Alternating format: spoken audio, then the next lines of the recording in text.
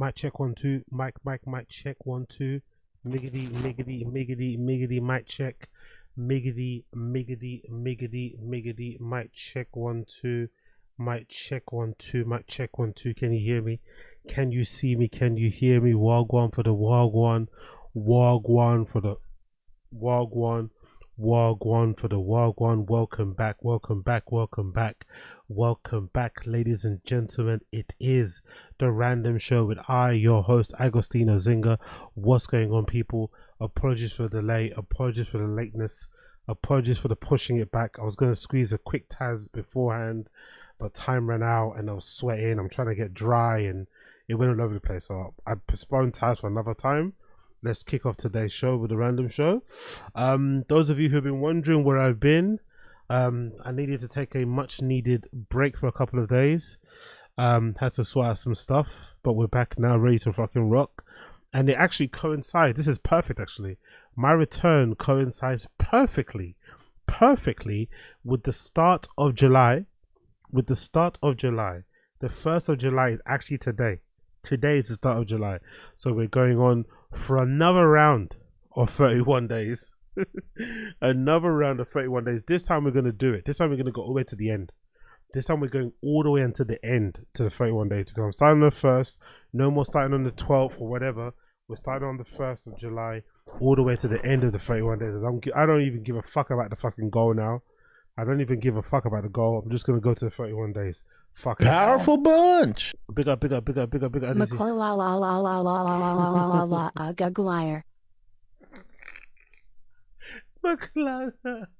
Maclala. Maclaya, you know, it's fucking. Big up, Addy Z. Big up, Addy Z. So we're gonna start from the beginning. We're just gonna start from the beginning. We're gonna start from the beginning. We're gonna go all the way until the end of the 31 days. Please forgive me if I'm a real bitch today. Please forgive me if I'm a real moany ass bitch today, because I'm not sure if you guys have heard, but there's a crazy heat wave happening in the UK. I think this weekend or this week is hotter than it is in Barbados, and which isn't a problem. It shouldn't be a problem, but this country isn't built for heat. This country isn't built for heat. So not a lot of places, my flat included, don't have aircon. There's no breeze. There's clear skies. It doesn't even get cool in the evenings. Think about that, people. It doesn't even get cooler in the fucking evenings. It's super humid. As you can tell, I'm already sweating. Fucking hell. I just left the gym. I'm super soaking. Like, if I took off my t-shirt now and wring it, like, I'm already feeling my fucking tits already dripping. Like, it's so annoying. So if I sound like a bitch today, if I keep moaning, if I get really fidgety, if I start complaining, if I start crying, cut me some slack. Cut me some slack, because I'm not lying, sitting in this plastic chair, and I don't even have my LED light on, actually. I don't even have my LED light on. I have one light here in the kitchen that's kind of like illuminating a little bit what's going on here. But if I start bitching and moaning and crying and complaining, please just cut me some slack. Cut me some slack, okay? Don't view it as my don't take it as a norm, right? Because it's not the norm. You know how I usually am, right? Aggro. But today, if I get into my moany bag, if I get into my complaining bag, if I get into my whingy bag, if I start acting like a 5-year-old, just cut me some slack. Ignore me. Let me roll through it. I've got a bit of water here that's chilled. I'm trying my best not to keep, not to get too excited, but you know how I am. I'm a black man. We all sweat and we all get excited, and it's going to be hard to keep myself into some level of coolness, but I'm going to try, because today is so fucking hot. You have no understanding how fucking hot it is today, and it's only going to get worse this week. So I'm starting this marathon stream possibly at the worst possible time, but I deserve it.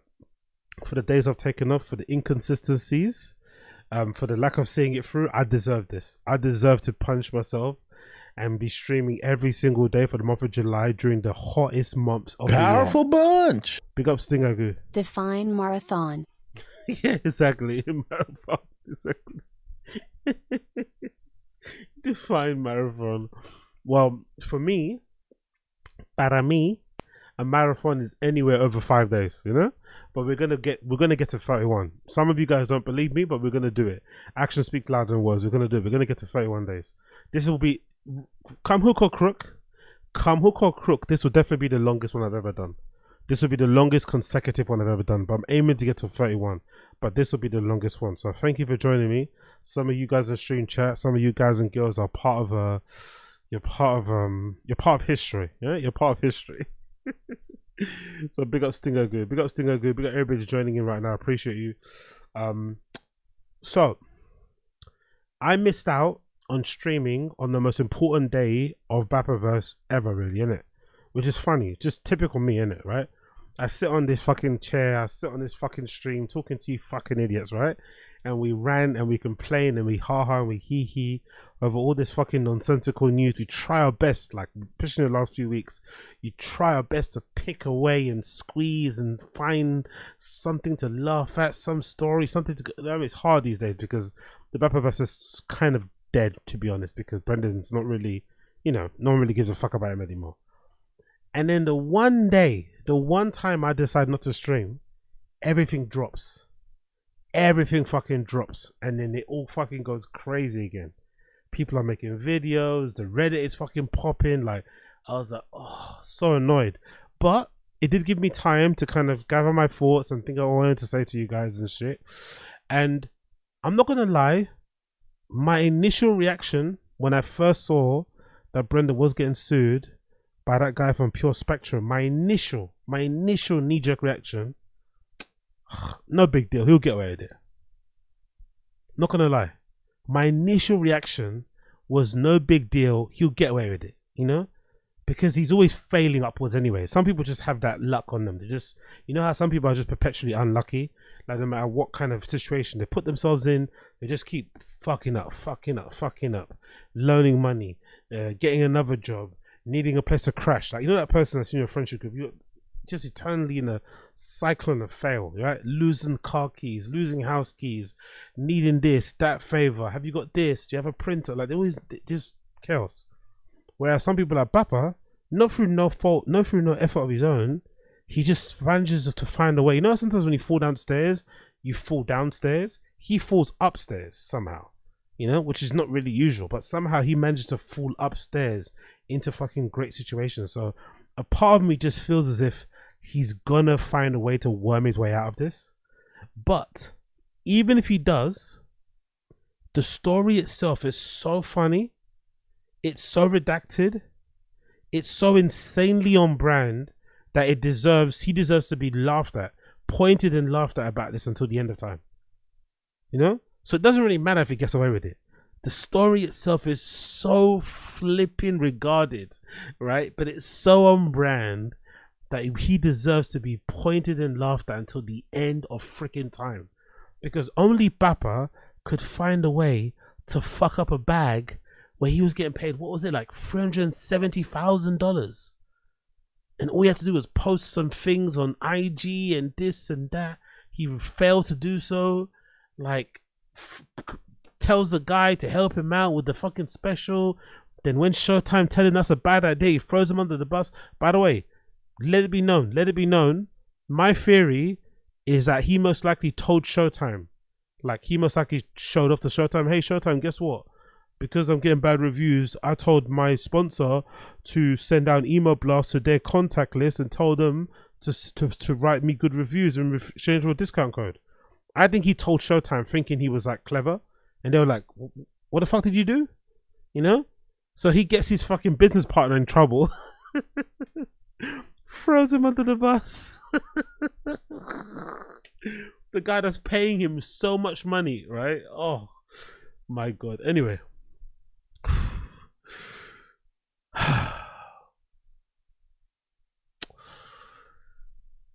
Now we're gonna really see where the money comes in.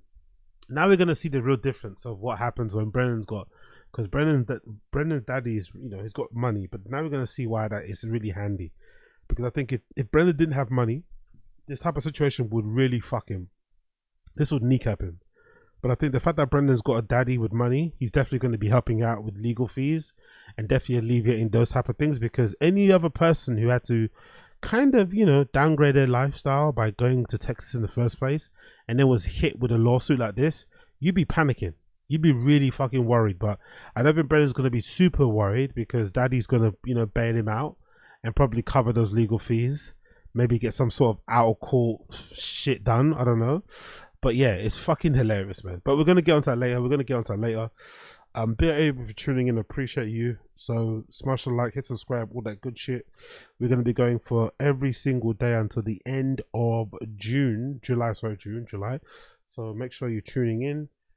This is the first, obviously, so we're going to keep doing it across July. I'm trying to do it as well on Taz, but let's see, because there's so little time in the day, especially with the stuff that I'm doing now. My head's fucking melting. But yeah, we're going to try and do the same thing with Taz as well going forward, so keep an eye on that.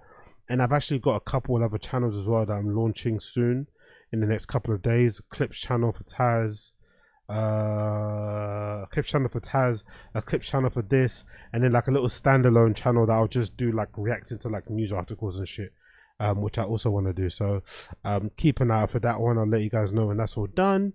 That's about it, really, isn't it? That's about it in terms of housekeeping shit. Let's just get right into it. So first things first. I've missed out on a bunch of stuff, so I went over the Reddit and I just quickly checked some stuff that I wanted to talk to you about, right?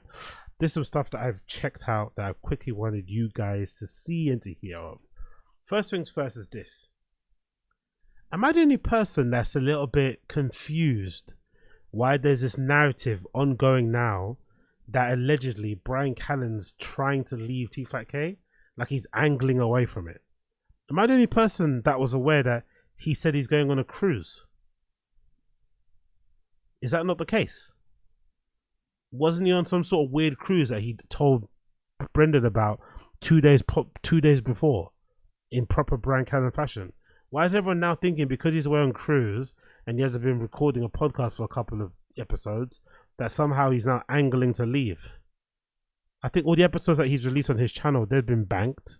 Powerful bunch. Yo, big up Cloud. The lawsuit is insane, shows how much Papa Ben spoon-fed his lucrative career and just how lazy he is and owes everything to Rogan Emma numbers. Oh my god, Cloud. Don't even, we're gonna get onto that later, but don't even get me started.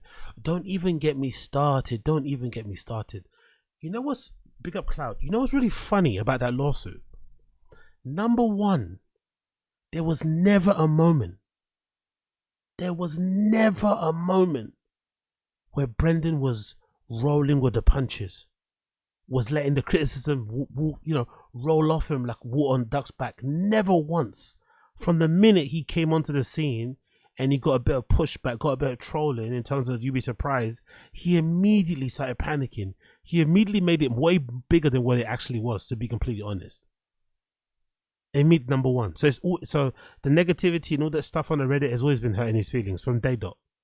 Number two, as Cloud pointed out, this motherfucker has had so many incredible opportunities, not even like handed to him on a silver platter. Did Cloud mention that? Yeah, spoon-fed, exactly. That's a better phrase. That's actually a better phrase to use. Forget giving to him on a silver platter, like I always say. No, motherfucker. These opportunities were given to him on it, like fed to him on a fucking silver spoon. A spoon made out of fucking platinum. These things were fed to him by a woman with great big set of fucking bouncy boobs, just gyrating, sliding into his mouth, and he still found a way of fucking it up. And I'm almost certain, I'm not sure if it says in the lawsuit, but I'm almost certain Pure Spectrum guy was Pure Spectrum guy was Joe Rogan's friend. I don't know if that's been specified in the lawsuit. I haven't read it over it properly, but I'm pretty sure Pure Spectrum dude was a friend of Joe Rogan's, like business associate. So Rogan introduced Pure Spectrum guy to Brendan, like, hey, my guy, you should help him out. He needs some this and that. Now, what I'm thinking was the CBD to treat his kid's epilepsy fake completely. I know you guys are going to call me naive. Please forgive me. But so was that whole story completely fibs? Was that whole narrative bullshit? That his kid had epileptic fits, and when he gave his kid CBD, he felt better. Was that all complete bullshit? Because that's another thing people are not really going at. That is fucking egregious, bro. Using your kid's illness or whatever as a scam front. Using your kid as a human meat shield. Now I don't feel as bad as... You know when we were doing that stream and we were talking about his kid that went in hospital, the baby girl? And a few of us, myself included, were like, I don't know. We felt as if he was doing the whole like crying on camera thing and pleading for people to pray for his... Like it felt really manipulative, right? It felt really manipulative. It felt really scummy. Now I don't feel as bad as saying it anymore. At that time, I did feel kind of bad. I'm not going to lie. Like, oh my God, this guy's in a painful place. His kid's in fucking ER and shit. In our hospital. You know, what's that thing called? What's the term called when you have a kid before it's due date, right? Whatever complications. But now thinking back, this guy's been a scumbag, scammer, liar, charlatan guy from day dot. It wouldn't surprise me if that whole thing was another scheme to get some heat off of him. That's it, yeah, Preemie. Yeah, big up Josie, Preemie.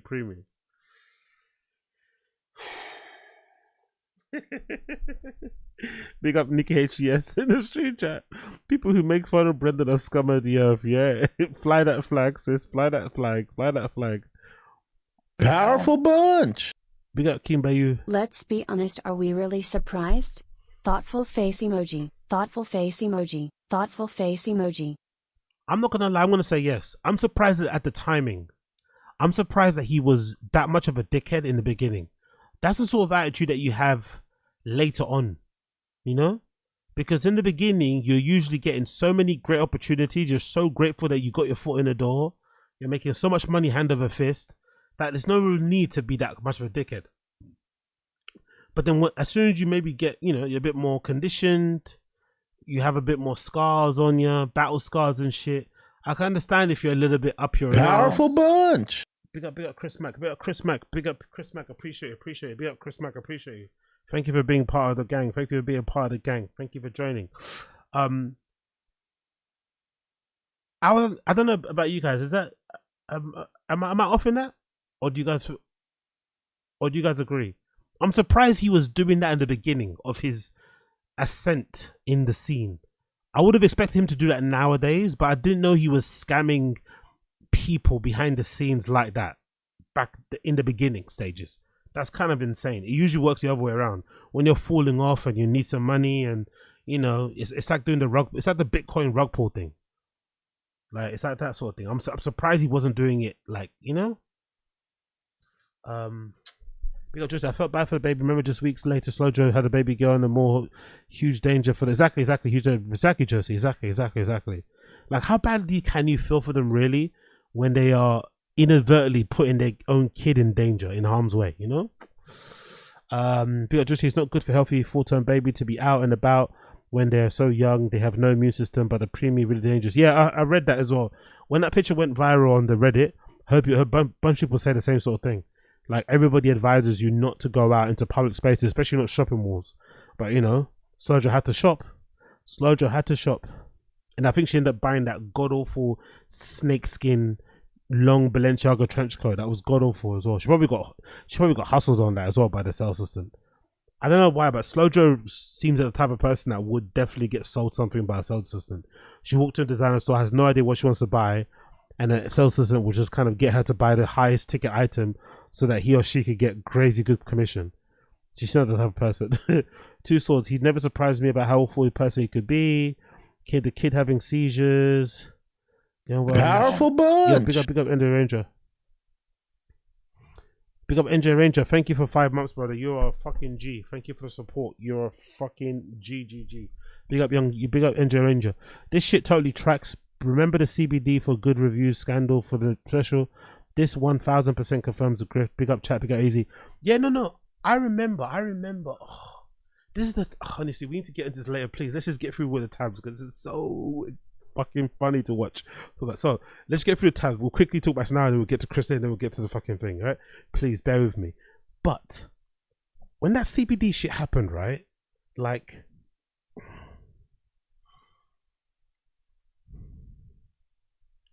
at the time, I'm not going to lie, I did not think Brendan was the one that told the guy, hey, could you help me out? I just assumed because you know Brendan, those type of guys, like they all live in a weird. They live in a parallel universe, right? They're, in their universe, they're like alpha male bad guys, former Marines, Navy SEALs, jiu-jitsu guys. So in their head, anybody that says negatives to them, anybody that says anything negative towards them is like a hater, right? So I just assumed that guy was in that kind of cohort of people. He also did CrossFit. He's also a former army guy. He runs his company. He does this. He does that. Blah blah blah blah.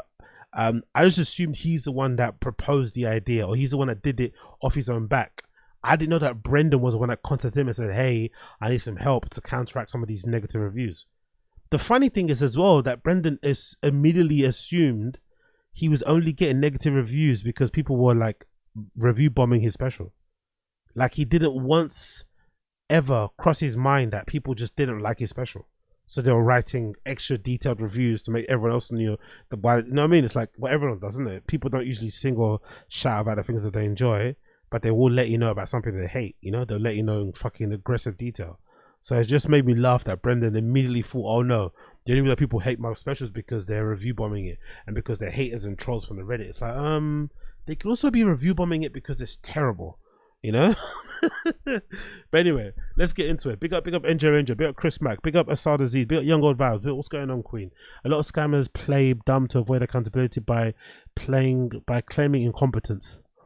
Yeah, there's a lot of that sentiment going around on Reddit. Like, is Brendan just like aggressively dumb, or is he just like trying to play dumb so people don't think he's that much of a scammer? I think it could be both, you know, a little bit of both. I do think he's way dumber than what we think he is, but I do think he does try and play up to it to kind of you know, get himself out of certain bits of trouble. But yeah, anyway. So going back to this topic. Callen is keeping his distance from Schaub. Am I the only person that remembers Bryan Callen saying he was going on vacation? He announced it 2 days before and left Brendan in the fucking lurch. And then Brendan kind of like embarrassedly had to kind of, you know, admit it. No, had to, you know, figure out how to get co-hosts. I think he's used Mike Catherwood, and I think before with Tim Kennedy. I think he used Catherwood twice now and Tim Kennedy once.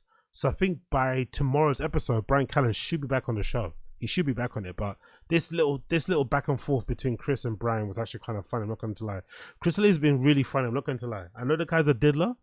And probably belongs in the bottom of a jail. But ever since Brendan has moved to Austin, Texas, I think Chris Lee's ability to be funny and witty and give Brendan a lot of fucking jabs has been proper on point. He's been really laying into Brendan on a real slip one. So, like, you know what I mean? Please forgive me if I laugh.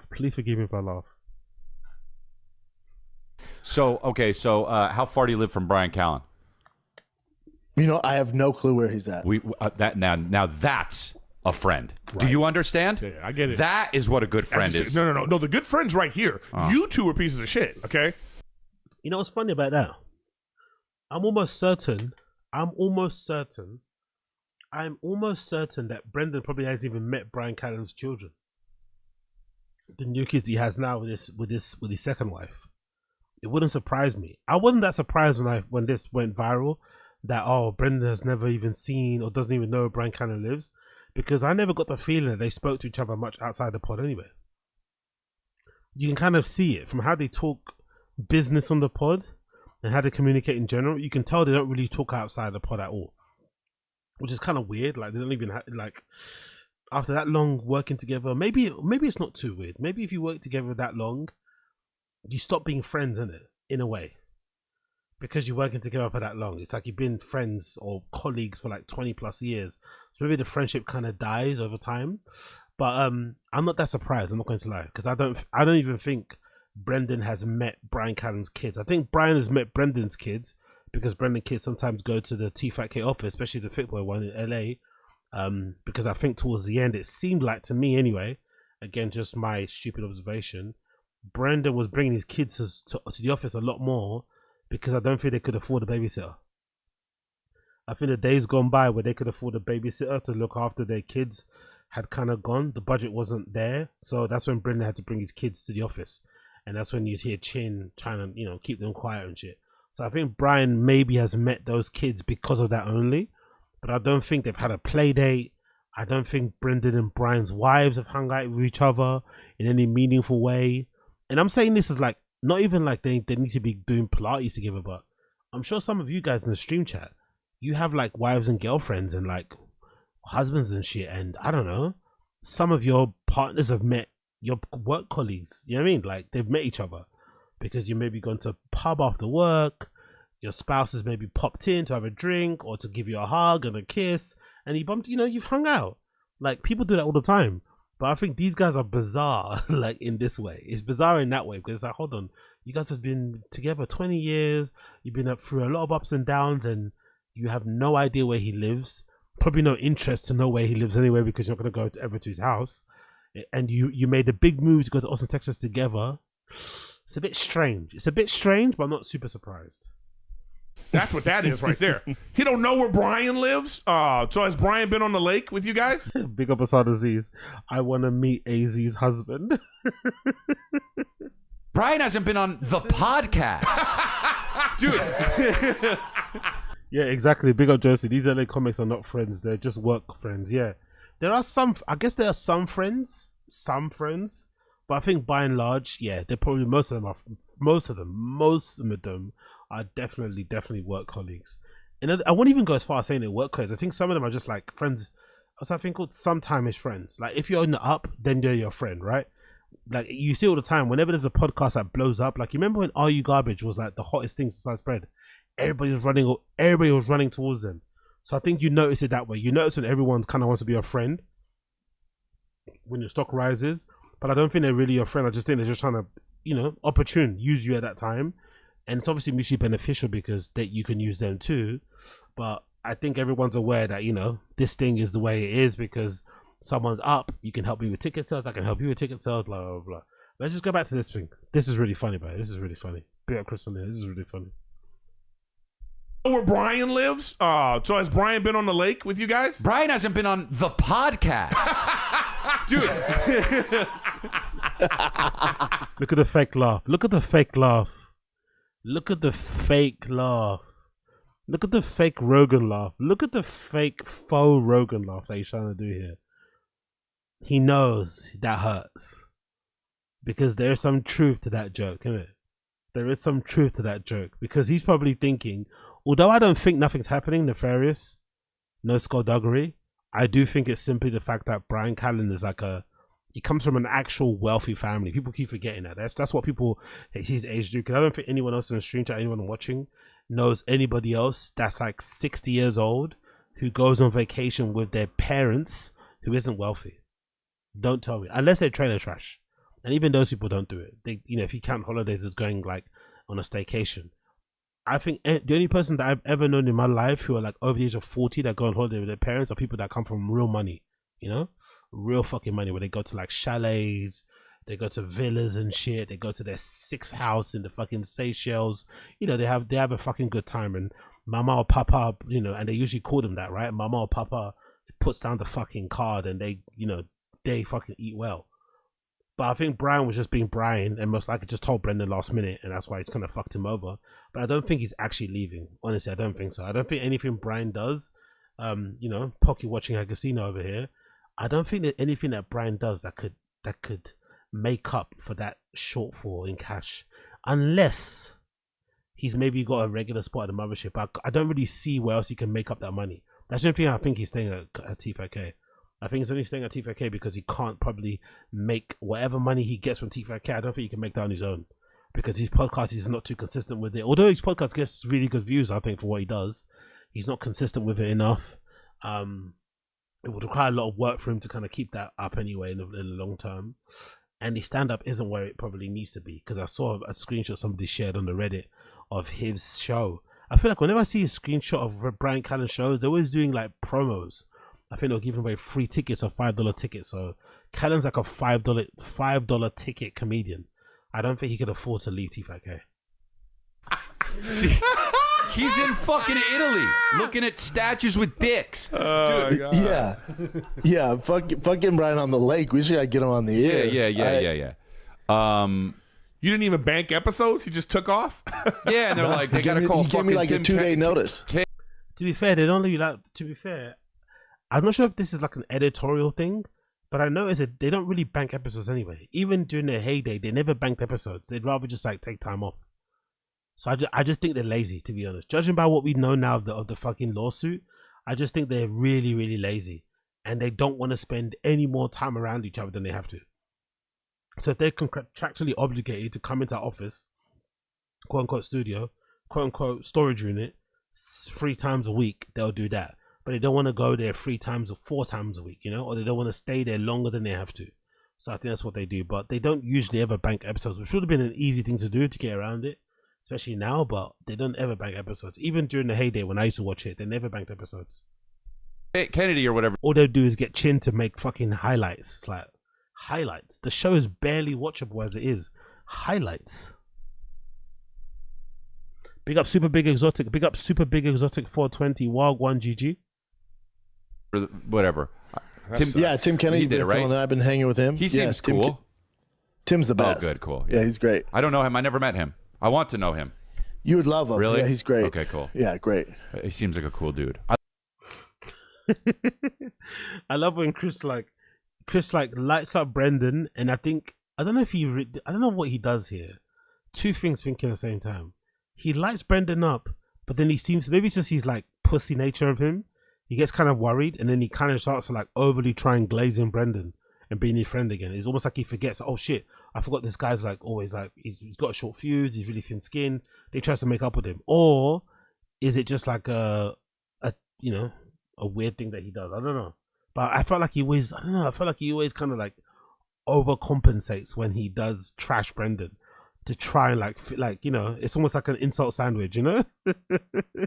he doesn't want him to crash out on him. Like, okay, cool. Oh yeah, I want to meet Tim Kennedy. Oh, you meet Tim Kennedy? What? Tim Kennedy's a really cool guy, right? Yeah, Tim Kennedy. Wow, Brendan, you're really strong, Brendan. Brendan, how tall are you? You know, it's like, bro. Hey yo, big up Ashley Cummings in the stream chat. Big up Blood Clot Ashley Cummings in the Blood Clot stream chat. Bang your doors, bang your chest, bang your doors, bang your freaking chest. Big up 84 Mantana as well. I see you. Talking about Young God vibes. Brendan is starting to look like Chin. Guess what? You read my mind, sis. You read my mind. You read my fucking mind. Where is it? Where's the picture? Is this one? That's that one? That's not that one? Where's the picture? Where's it? There we go. It's this one. Look at that. You seen this? I was like, yeah. It's like, what the fuck's wrong with his face? Big up Young Ones vibes. I saw this picture out the screen. It's from the thumbnail from the latest episode of the SCHAUB'S show. But I was like, what the fuck is wrong with his face? Again, another AZ take. Another bad AZ take. Fucking hang it up in the fucking Louvre. Hang it up at MoMA. Hang it up in the fucking Tate Modern Gallery. Another fucking bad AZ take. Remember when he first got this haircut and I said, yeah, it looked quite good on him? Do you remember? When I said this haircut looks good on him? I'll take it all back, bro. Why does he look like this? What's happened to him? Why does he look like that? Is it because he shaves it off himself? Is it because a buzz cut like this is hard? Like I think a buzz cut like this is sort of like is the great equalizer, isn't it? I think this separates men and the boys. Like if you're a real good looking dude and you get a buzz cut, I think it can kind of show you whether or not you're good looking or not. Because I guess most dudes kind of find it hard to make it work because of head shape and lack of jawline and all this malarkey, whatever. But just Brendan, like, why does he look so odd? Because I know this space here, I know this space is probably due to him shaving himself. I'm assuming he probably gets the fucking razor and he starts off in the middle. So this bit is always going to be a little bit lower than the other sides, not because he's balding, but because he just goes way too hard when he's fucking shaving. He just puts it, too much pressure on there. He doesn't do it in any kind of even shape or form. Or maybe he should start from the back of the crown, from his crown all the way to the front. But there's something about the shape of his head, the expression, the lack of light behind his eyes. It's quite Chin-esque in a way, but it's just very much specially tied to Brendan as well. What the fuck's going on here? Yeah, big up Younger vibes. He looks nuts. He's balding in the front. But I don't know, Jack Donny Jr., what do you think? Jack Downey Jr. I don't think he's balding, my friend. I think he's just shaving. Like, you know when you shave, I've done it before when you shave your own head. Sometimes you'll grab the fucking you grab the razor, you grab the whatever thing, right? Like this. You grab it like that, and then you have it, and you have the fucking things going that way, and you'll do this. But then sometimes you put too much pressure on it, and you end up taking off way more at the front than when you're meant to do, you know? Do you understand what I mean? So I think that's what he's doing, because if you look at the other sides, they're not as thin. It's just this section here. So I think he just starts off in the middle, but presses down too much.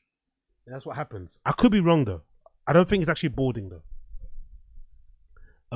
I've cut my own hair in the last 20 years. Unless he's redacted, that's not a thing. Okay, cool.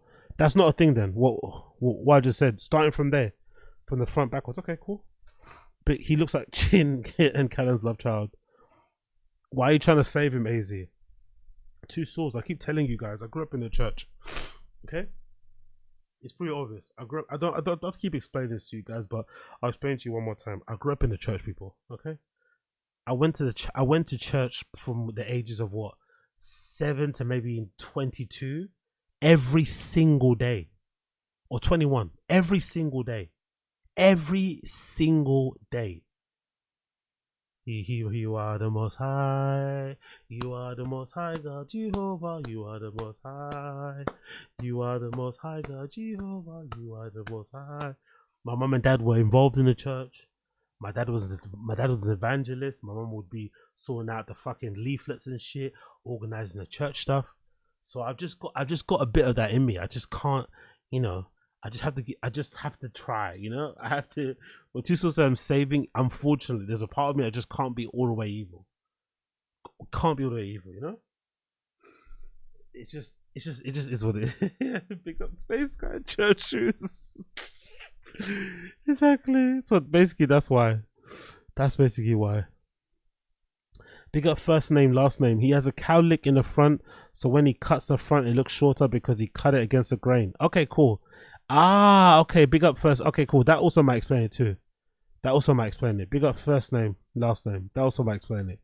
Basically, all three people might be right. Jack Downey Jr., first name, myself. It might be a combination. It might just him being a redact. His hair grows a weird way, and he's also shaving it too hard in the beginning. Maybe. Who knows? Sir Tony Sled. Now you have commie flags in the background. Hey man, that's called growth, my friend. That's called range. Now I'm a full-blown tanky.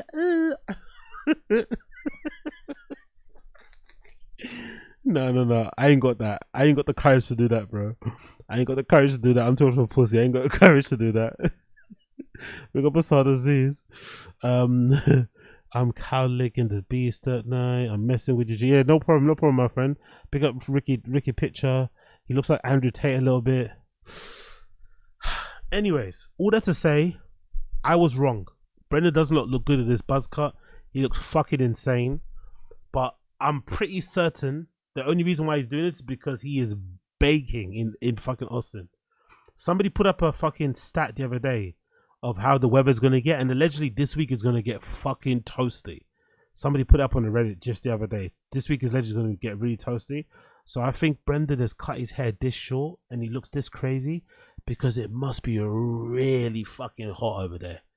Now I don't think he anticipated it. Standard Brendan, just go. I don't think he had any idea just how hot it was going to be when he got there, and he's now being very surprised. So that's why he's trying to, you know, leave as less possible hair on his head as possible. That's why his mustache is down really low. He's, you know, his beard, his hair. He's not even wearing hats anymore. Like, you could tell he's fucking feeling it. He is feeling it. That's a funny bit about this whole situation. What a fucking idiot. Honestly. Zero fucking recon. Next clip. Next clip. This one. Always been a late guy. Always been a late guy. On the weekends, I'm always on the lake, man. Like the lake's right behind our house. We're on the boats and shit. It's great for the kiddos. Yeah, but how long is that? I mean, that's okay because it's like cool now because you're like, oh, there's a lake and we have a boat. But how long is that going to True, last? but it's literally right behind our house. Wow, stop bragging, dude. Humble brag. No, but I'm saying it's Humble there. It's brag, not going huh? anywhere. If it is there, though. I mean, It's there. It's there. all right. So we're it's dipping nice, our so that's toes in cool. it. And then The lake's cool. and And then- then Tiger. The big thing is Tiger has tryouts tomorrow Lake for tryouts? the big baseball team. You can tell the aircon's on, by the way, because of how he's shouting, isn't it? Don't you? Can you notice that? Maybe he just how he speaks anyway. But I feel like the aircon in that office is on, but Chin has just got filters, installed, so you don't pick it up in the background. But I think that's why he shouts whenever he's talking to him. He's not talking to him like normally, which he should be. He's talking to him because most likely there's a fucking massive industrial size aircon unit that they probably purchased that's making all that sound in the background. It's fucking hilarious. But yeah, all of a sudden, he's a lake guy. Just the other day, he was complaining about the lake stuff, that he's not interested in it, but now suddenly he is. By the way, that lake behind his house is fucking gorgeous, so he should be taking advantage of it. But yeah, always been a lake guy. It's fucking hilarious, man. Always been a fucking lake guy. Oh, really, dude? Now it's always. Now it's fucking always, all of a sudden. Big up, Papa. Big up, Blood God. Papa. Anyway, let's move on. What's another thing go there? This is something that's really funny, by the way, because I feel as if Brendan was proud of this tattoo, he would have showed us before. So, as I mentioned in the previous episode of the stream, there was a rumor. Oh, no rumor. He announced it on the pod that he got a new tattoo, but he didn't show it. And I remember watching it a few times, the clip. I was like, hold on, he didn't show it on camera, did he? And I was thinking, hold on. I went to his Instagram. You know how Brendan is with his Instagram. He loves to announce things and whatever. Cars, shoes, shows, even tattoos. So I find it quite odd that this tattoo that he got on his neck, of all places, that he's been wanting to get for ages, by the way. There's this whole neck tattoo law.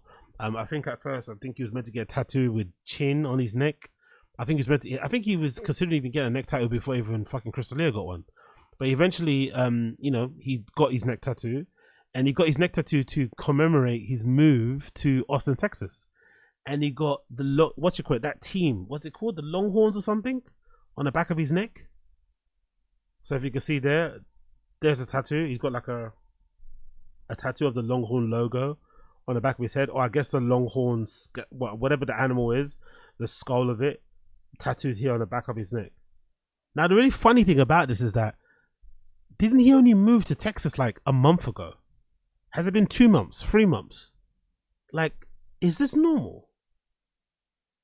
I've never lived in another place apart from London in my kind of adult life, so I don't know how it is. But imagine if I went to New York, right? Is that normal to just get like a tattoo of New York on you to commemorate your move after 2 weeks? Like, would that be a normal thing to do? Like, oh yeah, I'm living in New York now, I'm having such a blast, city of dreams, and this city never sleeps. I mean, all these cool people. I'm gonna get a tattoo. Aren't you just enjoying your time there? Is the first thing, I don't know if it's the first thing I think about to like stamp and to kind of capture time, time capsule my moment is to get a tattoo. I don't think that's the first thing I'll do personally. But then I'm not a tattoo person, so maybe I'm not the right person to ask. But I find it weird that a mid-40s guy with 3 kids is doing this. Powerful bunch. Think of how disease. Great placement for when you hit him from the back. Bro, it's absolutely insane. Like, this guy's in his mid-40s. Like, what are you doing? Like, what is the purpose of this? What's the point of this? It's the type of thing that if you had friends, you'd be mocked severely. You'd be mocked so mercilessly if you had friends that loved you, by the way. Friends that loved you would absolutely tear you to pieces over this. But he doesn't, so, it doesn't matter. But I've also noticed, like I said, he's hiding this on the internet.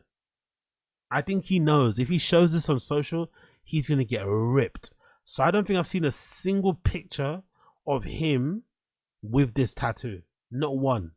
But I'm waiting. I'm eagerly anticipating the moment someone takes a picture of him doing his fucking hero walk, from the back. Right? His fucking hero walk. I can't wait for someone to take a picture of that. Or maybe when he's fixing his trucks, You might have an angle where his kind of neck tattoo is obvious or visible. I can't wait to see what the comments are going to say, because I think he's purposely keeping his tattoo off of the internet. Or off of, at least off of his fucking social media grid. Because he knows if people see this, they're going to rip him to pieces, man. They're going to rip him to pieces, because this is absolutely capital R redacted. Your brother, you're nearly 50 years old. Like, it's even questionable if you should even be getting tattoos at that age.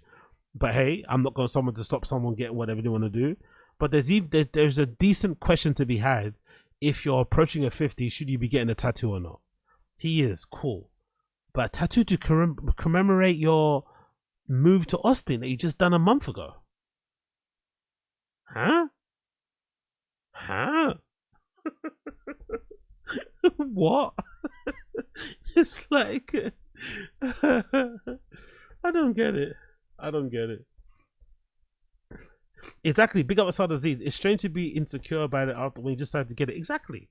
And I know he's insecure because he's been, like I said, if you guys know about the law, you would know that Brennan's been talking about getting a neck tattoo for a long time. I think he went to get one on his hand. He took around neck, but he's been wanting a neck tattoo for a long ass time. And you know, Brendan, come on, it's not so surprising. Brendan's the typical person that'd love to get a fucking neck tattoo, right? I'm sure if I showed a picture of Brendan to a tattoo artist and told them what place do you think he would next want to get their tattoo, I'm sure most tattoo artists would, guess that he'd want a neck. He's an archetypal person that would get a neck tattoo. He's been wanting one for ages. And he doesn't show it off on the grid. He doesn't put up a quick story about it. He showed us his fucking stupid buzz cut. He didn't show us his tattoo. I wonder why.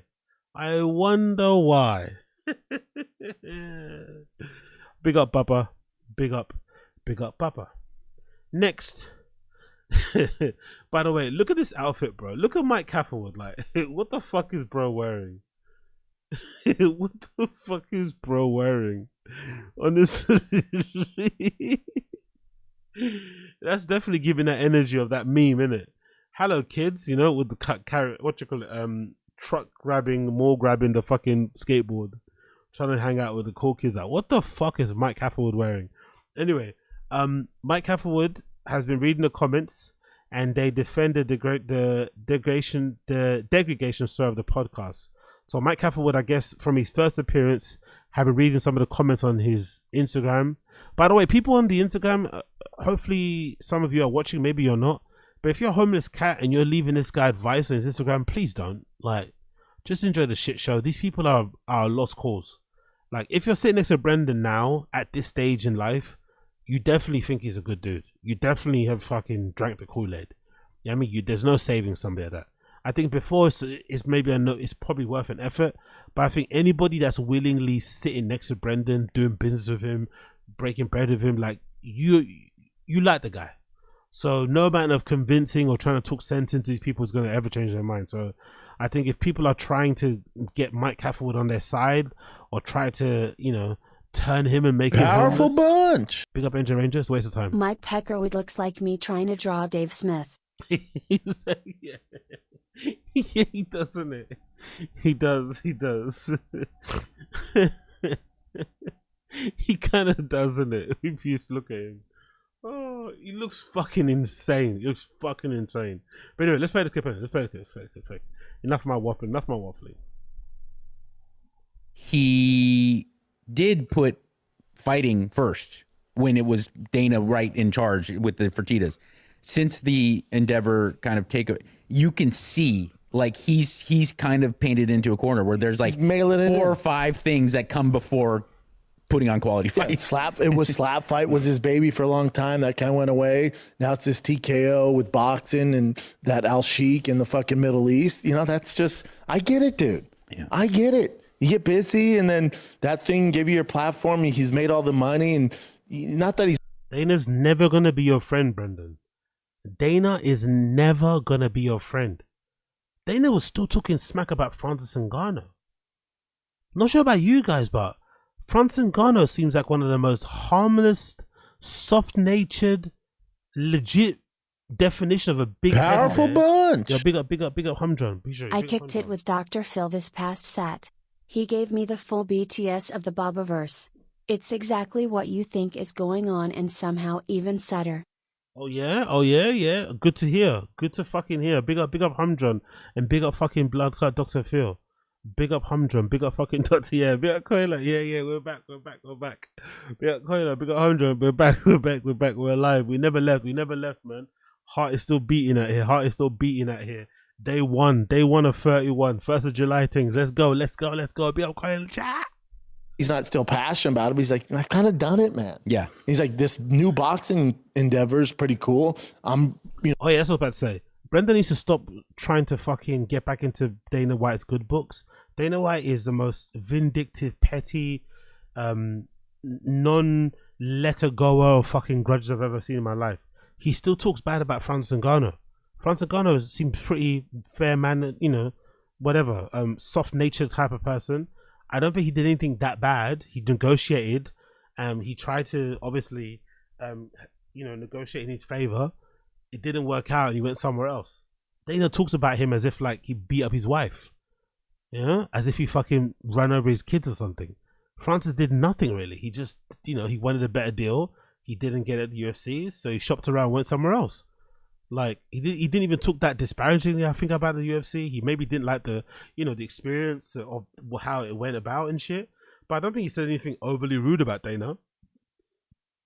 And Dana talks about Francis like he's scum on the bottom of his shoe. So if Dana talks about Francis like that, could you imagine what he must think about Brendan? Supposed to promote Canelo and Terrence Crawford. Like, I'm gonna focus on that, man. Right. I get it.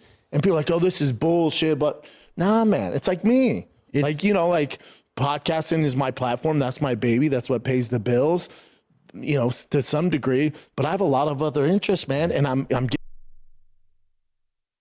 I've noticed this, by the way. Observation. I've noticed he does this a lot now recently. I think I've seen 3 different occasions where he tries to make it very clear that TFATK is not his sole source of income. He has other businesses. And I'm going to press huge, big, human-sized press X for doubt on that one. There's a reason why they're doing TFATK on a mezzanine floor of a storage unit in Austin, Texas in a sweltering heat. It's because that is the main breadwinner. If that goes away, they are done. Make no mistakes about it. TFATK is the #1 breadwinner for them, especially when you count fucking Facebook fucking views, audio downloads and shit, the sponsors they've always had, Heartbeat, grandfathered in, the fucking name brand, all this malarkey. TFATK is the reason why they are all able to keep lights up in their house. So Brendan, when he tries to act as if he's like, oh, I've got all these different revenue streams, there's just a side hustle. No, it isn't. Please, we know it isn't. We've all seen the views that drive fast all gas gets. Like, no, it isn't. No, it isn't. Unless KiwiTech is paying you $1 million to do those fucking shitty fake car giveaways, it still wouldn't count. TFATK is definitely the main breadwinner. And I don't know why he keeps doing this. If it's a way to kind of show off that he's a bigger business person than he is it a way to kind of counteract or to get in front of this lawsuit? I don't know what it is, but I feel like I've heard him say this. Oh yeah, TFATK is one of my many businesses. But really though, what businesses do you have? You don't even have Thick Boy anymore. Doesn't have the whiskey. So what is he counting as a business? Is he counting that fucking shop that he fixes cars in? Is Dry Fast All Gas a business? I guess technically because it sells stuff, but I don't know, man. It's a strange thing to kind of emphasize. Like, it's not my only business. It kind of is. Getting older, and also it's not a bad thing. It should be to be fair, he probably should be putting all of his time and effort to TFATK. He should be putting 0 effort into all the car shit. He should be putting entirely his 100% focus behind TFATK and trying to get new. I don't know. Reach out to fucking streamers or something. Reach out to some young up and coming UFC fighters. Reach out to some fucking OnlyFans girls. Get some fucking red pillar to come on and start talking about how men shouldn't be at home and should be outdoors fucking and sucking and whatever. I don't know. Do something. But not the main source of income. Like to do other shit. Yeah. And people are like, oh, now you're into trucks? Yeah, dude. Yeah, that's what I want to fucking do. Yeah. I'm 42. I do where the fuck By I the want. way, again, I Now you're into, but I don't know where it came with. Now you're into trucks. I like how he doesn't understand. Like, there's no understanding or comprehension at all about why that's funny. Like, people are finding it funny because of how many bandwagons he jumps on, right? From the mountain biking. Powerful bunch. Yo, big up, Gitsy. It's not a bad thing. It's not a sad thing.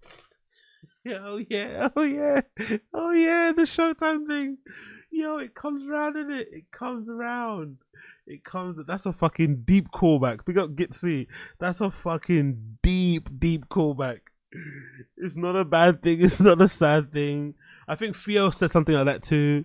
Wow. Big up Gitsy. I took some plaque and everything, but I stuck up for this man. It's America. If you want to criticize Mr. Schaub or whatever. Big up SLZ's. The Schaub Show is nothing without our sponsors Zaddy Schaub and Zaddy Zogan, exactly.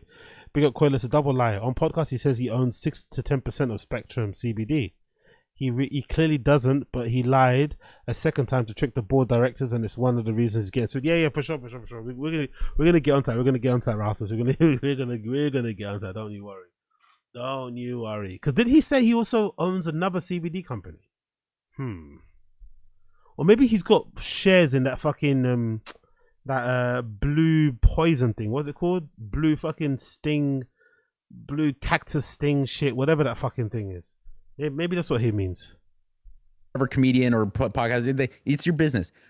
But I get pissy when it's totally baseless, and I go, and I know the real truth.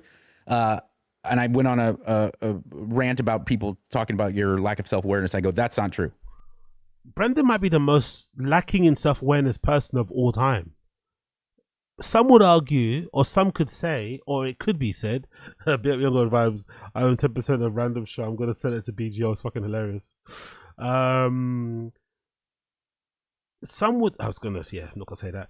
But some would say, Brendan's lack of self-awareness is why he's in the problem he is now. Is why he's so poorly regarded.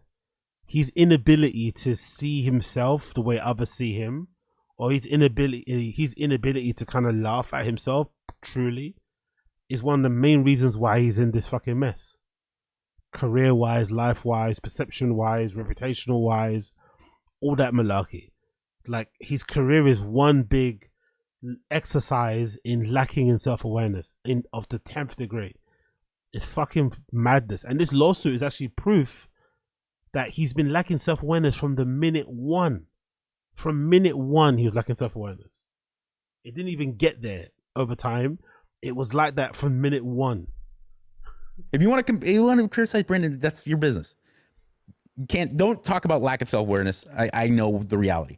Here's another thing. If you're going to be like, oh. No, but you can't say you know the reality. We also know a reality. We also watch this guy's content. Powerful bunch. Bit of Gitsy. Self-awareness. Number 1, Brandon business acumen. Number 2, Hitler thinking he was gonna win the war. Exactly. Sorry. Brandon's business acumen. Yo. Did you find him, Fucking hell. Big up Gitsy. Oh, you're into trucks now? Shut up. Brendan is the biggest fucking car geek to an annoying extent, and has been since 2004, since I ever met you. It's just, I have the freedom where everything's kind of at cruise control, and I can do that. Yeah. Like, this is good. I can go over there, man. I do whatever the fuck I want. Now, but I do think it's weird. The fact that you have to justify this and explain and cope already means you lost. If you're truly doing something like this because you like it, you're passionate about it, then you wouldn't need to cope this hard. I find it hilarious that he's probably got to the place where he should have been in the beginning. He should have always been like this. You always should have been, hey, I like cars, I've got money, I've got free time, I maybe can't afford. Powerful bunch. Big up, King Bay, you appreciate you. Goddamn, does Boppa need a hat? Yikes to the haircut. Yeah, exactly. Yeah, everyone says exactly. Everyone says the same thing. Yeah, the haircut's crazy. The lack of lineup, the fucking it's crazy. Do people know this? Is that normal in the world? Big up Grown Baby Golf. Well, go on. Big up Grown Baby Golf, my guy. What are you saying? What are you saying? Big up Ryan Harty. Big up Ryan Harty. Well gone, GG. Two guys that still take money from their parents. 100%. 100%. Don't you guys find it that he's probably in a place that he should have been with Drive Fast or Gas? Drive Fast or Gas should have always been a kind of platform, let's say channel, where he just shows off some of the cars that he's like tricking out and shit, modding from time to time, and actually working on them, like trying to figure out how to change an engine, trying to figure out how to change the oil, how to install a new steering wheel, a new fucking gearbox, seats, reupholster, all this sort of stuff. Even if you fuck it up, that's where he should have been from the beginning. He shouldn't have tried to make it into some like actual polished driving show thing where he takes his cars and he just sits in the corner and lets the mechanics narrate like he's Top Gear. Like, he should have been doing what he's doing now in the beginning. That's what he should have been doing. But he's only in this position now because he doesn't probably have the money to do what he's doing in the beginning. But hey. Okay, cool. Big up Young Odds Fan. No AZ. Nobody wants to see the cars. No such. Okay. That's fair. Bappa hedging his bets against Callen leaving. This stars Jesse on fire. Those of you who have an affliction to meth heads, allegedly, you might be a little bit wary about this, right? Allegedly, if you have an affliction to people who maybe are, over enthusiastic multivitamin users, then please look away from the screen right now. All right, let's get into it. My man Jesse, aka Jesse on Fire, is here with me in Austin. Look at that. Look at that energy, bro. Look at the energy. Like, look how he's sitting down. Like, he's bouncing. Look at his arm. Like, he's literally bouncing. Like, bruh, relax. Relax, please, relax. He's already on edge. Look at that. He's already, like, he's bouncing. Like, please, just calm down. Calm down, brother. Calmer. It's okay. Calm. Texas, long time coming, my man. I can't thank you enough for coming over, and just, I don't have a lot of people to chat with fights about. Bryan Callen, but he doesn't know what the fuck he's talking about. So I don't even know why you need to talk to people about fights anyway.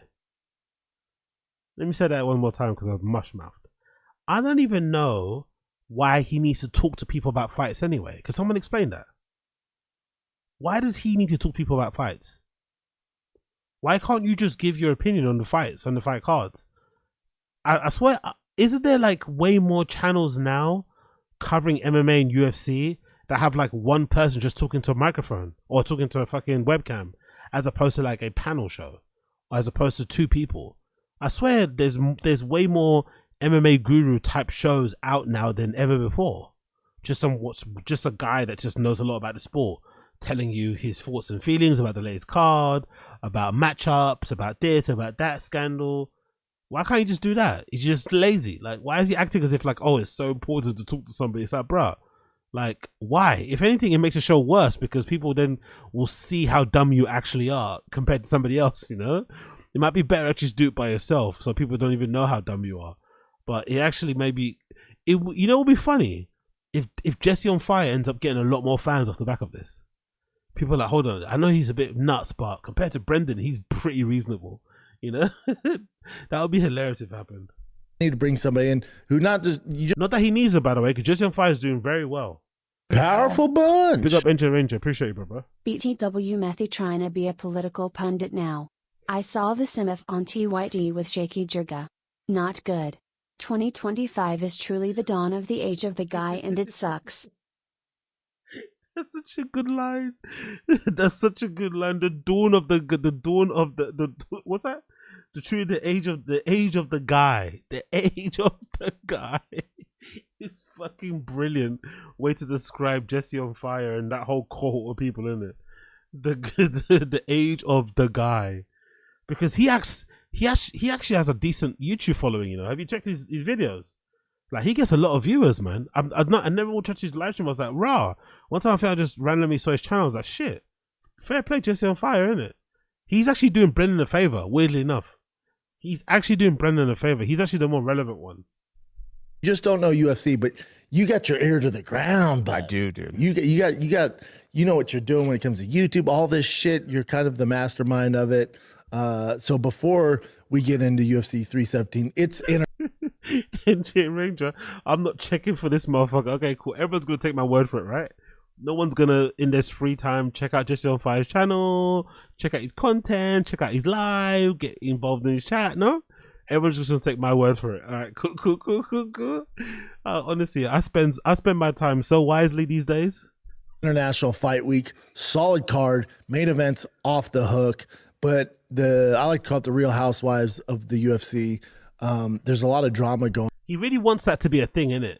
That little thing he says, that phrase, innit? Real Housewives of the UFC. It's like, bruh, like, let it go. On. We can kick it off with your boy John Jones is in the news, not for the right reasons. There's a lot of hearsay going on. What do you say? Hearsay Going on. Hearsay. Reasons. There's a lot of hearsay going on. A lot of hearsay going on. Just give me your thoughts on John right now. So basically, it's a show where Brendan just gets someone else to talk while he talks as well, because I don't think they're going to listen to each other. I have a feeling Jesse on Fire doesn't listen too well, doesn't really like do conversations the best, right? It's not probably his forte. And I have a feeling that, we know, from what we know about Brendan, he's also not the biggest fan of conversations. So they probably just both sit there. He says what he says, Jesse says what he says, and they just keep going back and forth like that, you know? Like, just making statements, but not really interacting with each other in a weird way. But hey, there they are. Next clip features Kevin Brennan. Says stupid Schaub stupid says Schaub stupid to relocate family to Austin for a failing podcast. Not gonna lie, I don't give a fuck what Kevin Brennan has to say about anything. Not gonna lie, I'm not really enjoying this loving the TFATK Reddit has with him. I don't get it. I just don't get it. Like, he seems mad miserable. Like, he legitimately looks like a melted candle. Like, I don't know. Like, I just don't get it. Personally. I don't get the loving with him at all. Zero.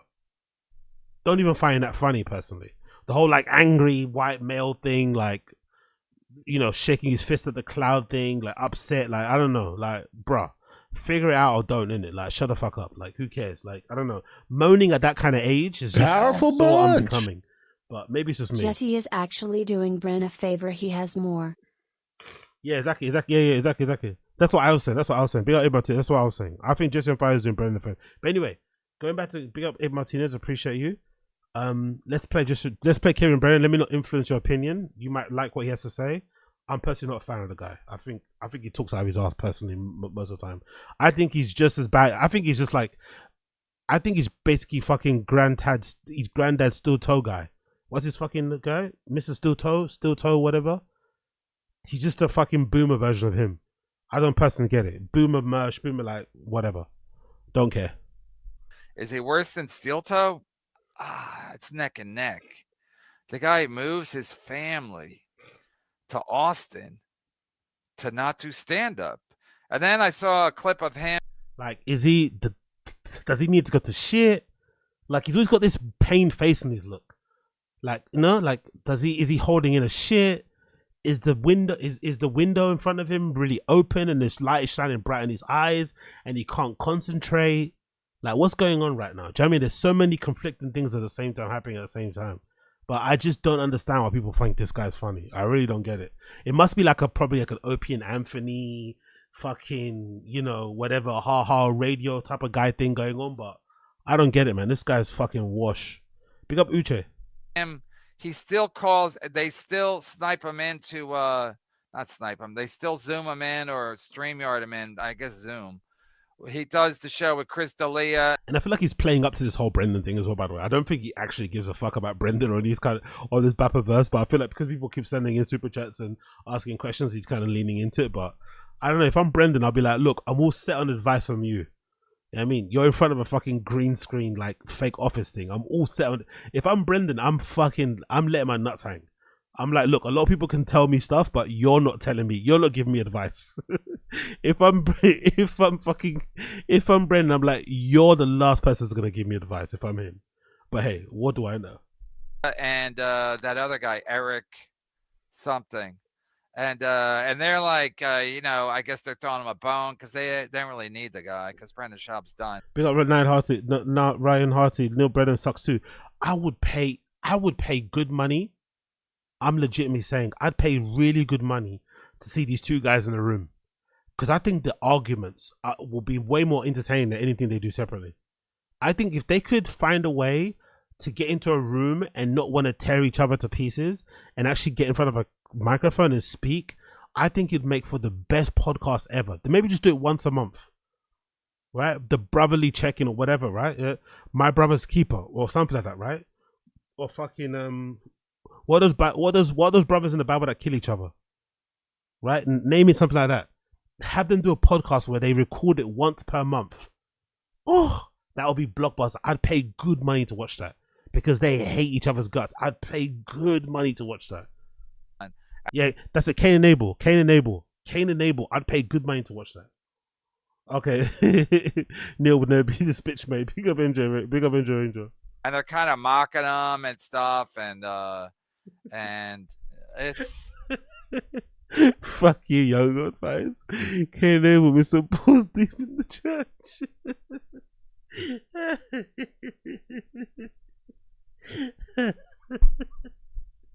Balls deep in church is such a crazy sentence. Big up Young God Vibes. Big up Young God Vibes. Always there to call me out of my bullshit. Anyway, so Brandon Schaub is now so he moved his family because I guess he thought Bryan Callen was his boy for life. I guess he thought Bryan Callen was his boy for life. And now Bryan Callen's like, I got my own shit to worry about. I'm not, the one thing you learn about stand-up or show business, it's every man for himself. Like you can be boys with somebody for a while, but they're not going to let you drag them down. And once that's very true. That's very fucking true. But for some reason, these motherfuckers think, I understand like being disappointed if like, I don't know. Let's say like it doesn't really happen anymore, but let's say you get dropped from your agent because your special is really bad. I don't think it actually happens anymore. But imagine you do really badly and like your special bombs or something, and then you get dropped. And everybody dumps you. Powerful bunch. Good to see Josh Block healthy and podcasting. Yeah, that is Josh Block, isn't it? That is fucking Josh Block. By the way, I saw a clip of Josh Block saying that he's gone 1 week sober. Not sure if that's true, but I did see something on Twitter like he's on like a week of sobriety or something. I was like, wow, fuck, even Josh Block can manage 1 week of sobriety, but Bert Crusher can't. Big up SR Disease. But I was quickly saying on this point, right? Like, I think it's understandable if you're disappointed and you're a comedian and all your friends dropped you like a hot potato because your special was poorly reviewed, right?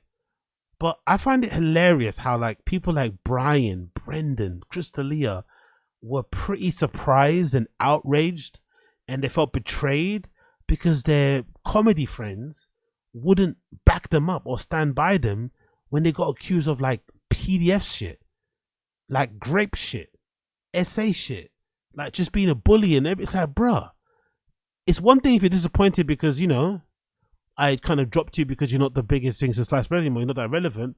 But you can't blame me if I drop you because you got a fucking grape charge on you or allegation. Come on, motherfucker. Like, why are you surprised? you become like toxic or not helping their career, they're going to move on. So Bryan Callen doesn't need Brandon Schaub anymore. But Brandon Schaub was like, I'm going to move to Austin with my boy, Bryan Callen. And then it's going to be great. And it's so sad. Again, I don't give a fuck. I just feel sorry for the kids. That's pathetic. So Unique's welcome here. I want to talk about Brandon Schaub. I can talk about Brandon Schaub all day and all night. I mean, not all day, maybe for 15 minutes. Sing the whole song. Okay, that's funny. That's funny.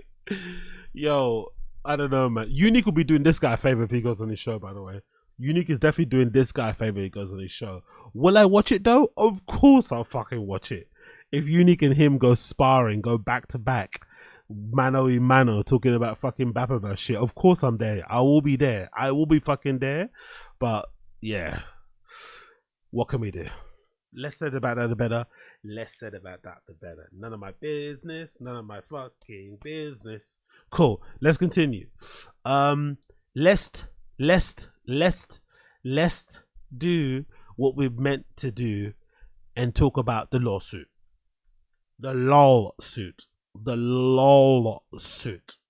So, as some of you guys know, this news has been bubbling, marinating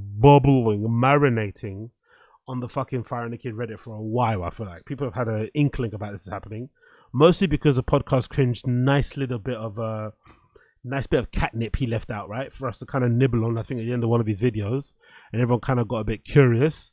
Some people kind of found out the general basis of it, but even I was shocked. A guy that refers to himself as the fucking, the expert of everything that pertains to fucking Bappaverse lore and shit. Even I was surprised at the levels of outright redactedness involved in this lawsuit and things adjacent to it. It just boggers the mind, boggers the fucking little marble in my head, that Brennan could be this fucking dumb. But it does make a lot of sense when you think about it, because it's fucking Brendan. So let's watch the fucking video. Big up Podcast Cringe for summarizing all of this shit. There's a full lawsuit somewhere that I'm probably going to read or maybe skim over. There's also some evidence that I haven't got a hold of yet, but hopefully I'll get a hold of it soon. But regardless, it's fucking fascinating. Podcast Cringe has done a great job of summarizing all for it. I'm sure some of you have seen it already. We're going to watch it again because I think this is a great little video to kind of summarize what's going on. Brennan Schaub sued for fraud in $1 million lawsuit. Let's hear what Baba's been doing in his free time, or in the beginning of his free time. Right at the beginning. So walk me through this idea again. Oh, dude, you're going to love this. So you know how the CBD industry is like the Wild West? You never know what you're going to get. Right. I represent Pure Spectrum. You know exactly what you're going to get. So I ride into this lawless, like old country town, right? I'm representing Pure Spectrum. I'm the sheriff. I'm on one of them big burly horses, right? Like a brown horse. And and then all the townsmen, they circle around me. They just all gather Why around do they me. circle around? Because they You know what's funny? I wonder if he even paid Callen for this. This little Pure Spectrum promo bit thing that he did. I wonder if this fucking POS even paid Callen for this. They represent the other CBD oil companies. They don't want me in there. Okay, they're 'Cause bad I'm guys. real. They're bad guys. I'm good guy. And they have guns? I'm good guy. They have guns. And they take them out. And I hear one go, "Hey, sick cowboy, we don't want your kind around here." And I say, "Is that a matter of fact now?" And he goes, "Get on out of here." And I go, Because they don't want Pure Spectrum in the market. "Why would they? Why would they?" All right, guys, before we get into today's serving of law, I love how Bryan had to remind him, like, to say the brand name. Pure Spectrum, right? yeah. Why would they? Brother. All that fucking blabbermouthing and whatever else. Anyway, whatever. lawsuit lasagna, I've got to remind you, everything I'm about to talk about comes directly from the plaintiff's legal filings in this civil case. These are just allegations. None of this has been tested or proven in court yet, and Brendan Schaub is still fully entitled to defend himself. In fact, according to the latest court records, Brendan hasn't even been officially served with the lawsuit. So technically speaking, he hasn't had his chance to respond, deny the claims, or put forward his side of the story. There's a very real possibility Brendan's sitting in his storage unit studio right now, watching this video, finding out about these allegations for the very first time. So, let's be crystal clear. As of today, these are just claims. The storage unit studio, I was actually listening to another podcast earlier today where they was basically saying that there has been like this weird trend now where people are calling their office their studio and their studio their office. Or no, not a lot of people are referring to their spare room as an office anymore. Everyone's just trying to record, refer to it as a studio. We need to go back to the days of calling things as they are. No, that's an office, that's a studio, So that's the funny thing. Whereas I'm sure this fucking storage unit that he's got is definitely a studio / chop shop / garage. It's like brother. made by the plaintiff, they still need to be tested in court, and Brendan Schaub has not been charged with any crimes in relation to this civil complaint. This is a civil business dispute, not a criminal prosecution. We're just unpacking what's in the public court documents. The legal system will handle the rest. Also, I will alternate between the words lawsuit and lawsuit, Texas and Texas throughout this video. No, it's not intentional. It's just the price you pay for watching hours and hours of Brendan Schaub content. Exactly. And then they're all around me and they're like, make your move, boy. And then I see one girl come out of the bar. She's like, don't hurt him. And she runs, don't hurt him. And I'm like, thanks, sweetie, but I'll take it from here.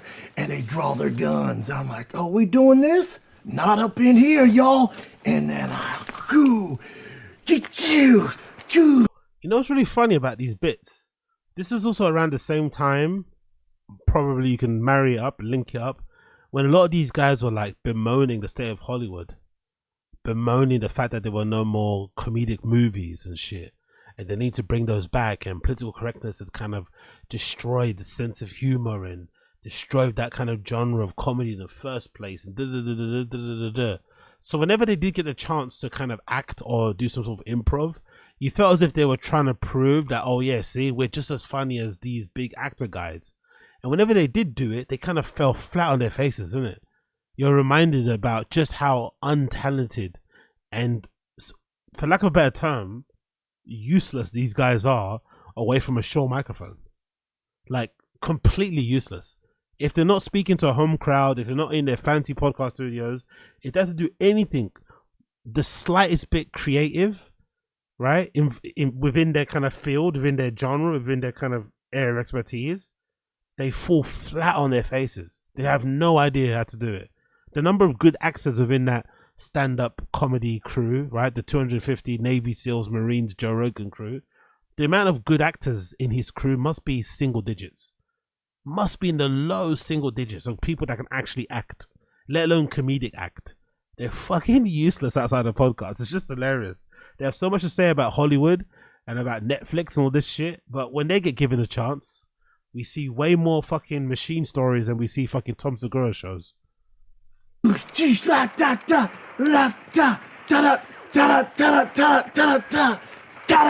then they're just all laid out.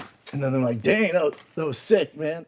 All right, guys, buckle in, because what I'm about to tell you is so peak Brendan Schaub, so classically bupper, that even Gringo Puppy is looking like the least embarrassing thing he's ever done. See, while most comedians move to Austin to chase stage time, network within Rogan's inner circle, or just sit in traffic near a Buc-ee's for 6 hours, your boy Brendan's been busy racking up lawsuits like he racks up missed punchlines. And this latest one isn't about the so-called Reddit trolls. It's not about podcast bots. It's not even about his failing podcasting empire.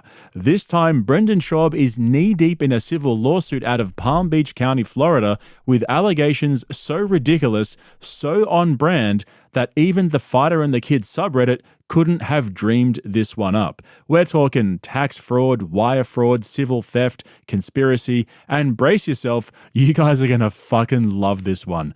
Allegedly using a CBD company's private customer database to spam strangers with promos for his failing comedy special at the time. That's right. You know what's funny about that claim, right? Or what he's been accused of?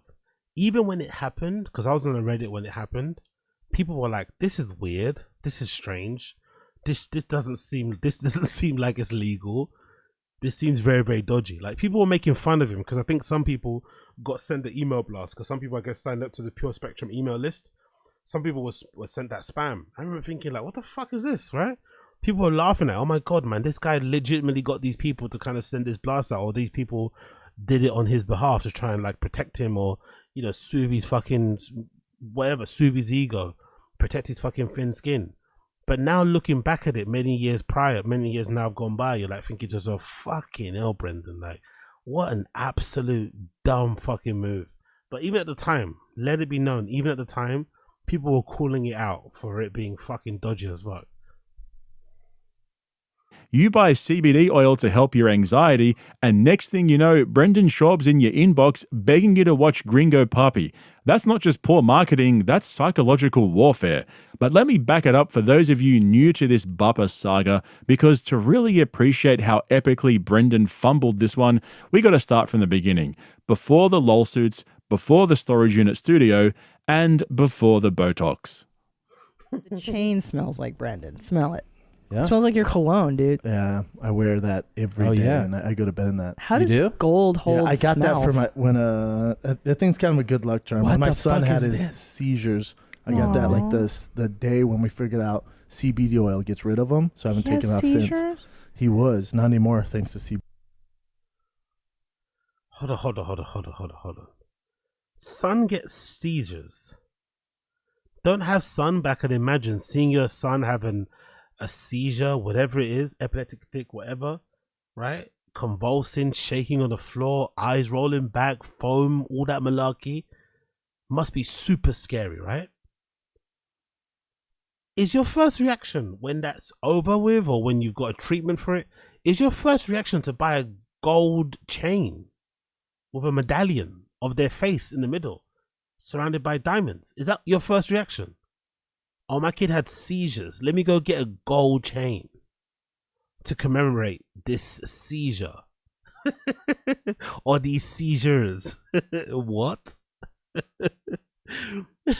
And CBD cured it. So did you buy the chain because CBD cured it? Or did you buy the chain from the profits of the CBD you sold because you lied to people and told them that CBD cured your son's epilepsy? And you know, parents out here, especially post-COVID or pre-COVID, were looking for any solution that doesn't involve vaccine, so they'll be more perceptible to kind of buying that sort of shit and believing that sort of nonsense. Like, can you imagine how this guy's brain works? Wow. CBD oil. What's wrong? What was wrong with Real him? story. What was causing it? They don't know. It's epileptic seizures, but benign though. Epileptic. One more time. They don't know. It's epileptic seizures, but benign though. And then benign though. There's like all like doctors like, oh, let's put him on this medication. Let's do this. And then I went to these forums, and the moms. In my opinion, the dumbest people you know. Why is it the dumbest people you know are the most skeptical of vaccines? Powerful bunch. Pick up a saw disease. Gambling prom? Cool. Son got a seizure? Cool. Get some Pure Spectrum CBD. Promo code SHAB. Yeah.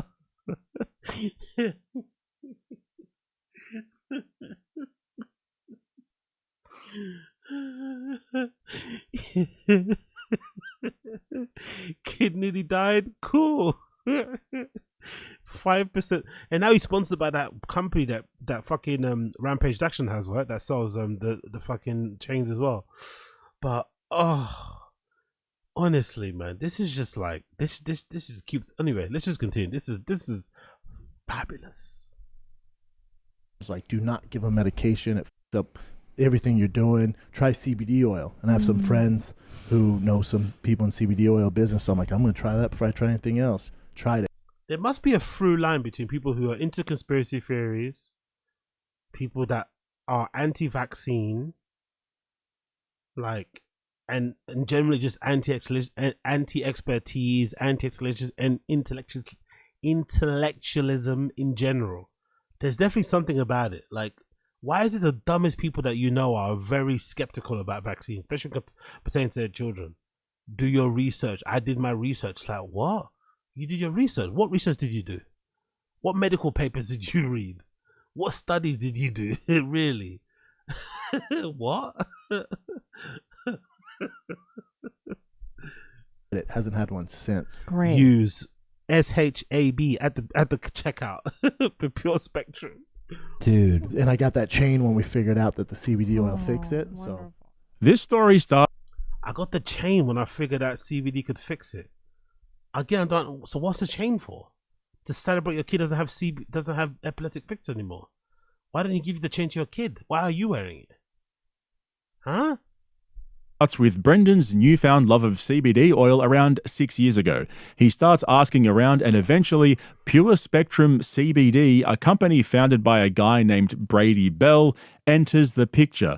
Brady's your typical entrepreneur trying to build a legit CBD brand. He's making moves, sponsoring athletes, trying to get into the wellness space, and for some reason, someone possibly under the influence of one too many on-it supplements suggests Brendan Schaub as a brand ambassador. Now, most rational people would look at Bupper's track record, fumbled an MMA career, fumbled stand-up comedy, fumbled podcast after podcast, fumbled basic geography by moving his business to a storage unit in Texas, and think maybe he's not the ideal choice. But they roll the dice anyway, and in late 2018... Maybe they rolled the dice, and maybe I'm incorrect. Maybe this guy that got in business with Brendan wasn't Rogan's friend. Maybe he was hoping to be Rogan's friend, so he did one of Rogan's friends a favor in the hopes that Rogan would see that and then want to be his friend. Or maybe there just exists this like weird ecosystem, this weird world that we're not privy to, of like business owners who are also like Chad bro types who want to be friends with Rogan and shit. So they kind of buy their friendship. I wonder if that's like a thing. It must be a thing, innit? Maybe that's probably how Aubrey Marcus got in touch with fucking Rogan in the first place. You're on it. These type of dudes who like have money, have their own fucking gyms or dojos or fucking sauna companies and shit, and they kind of buy their way into Rogan's inner circle by offering them free stuff or sponsoring them or something like that.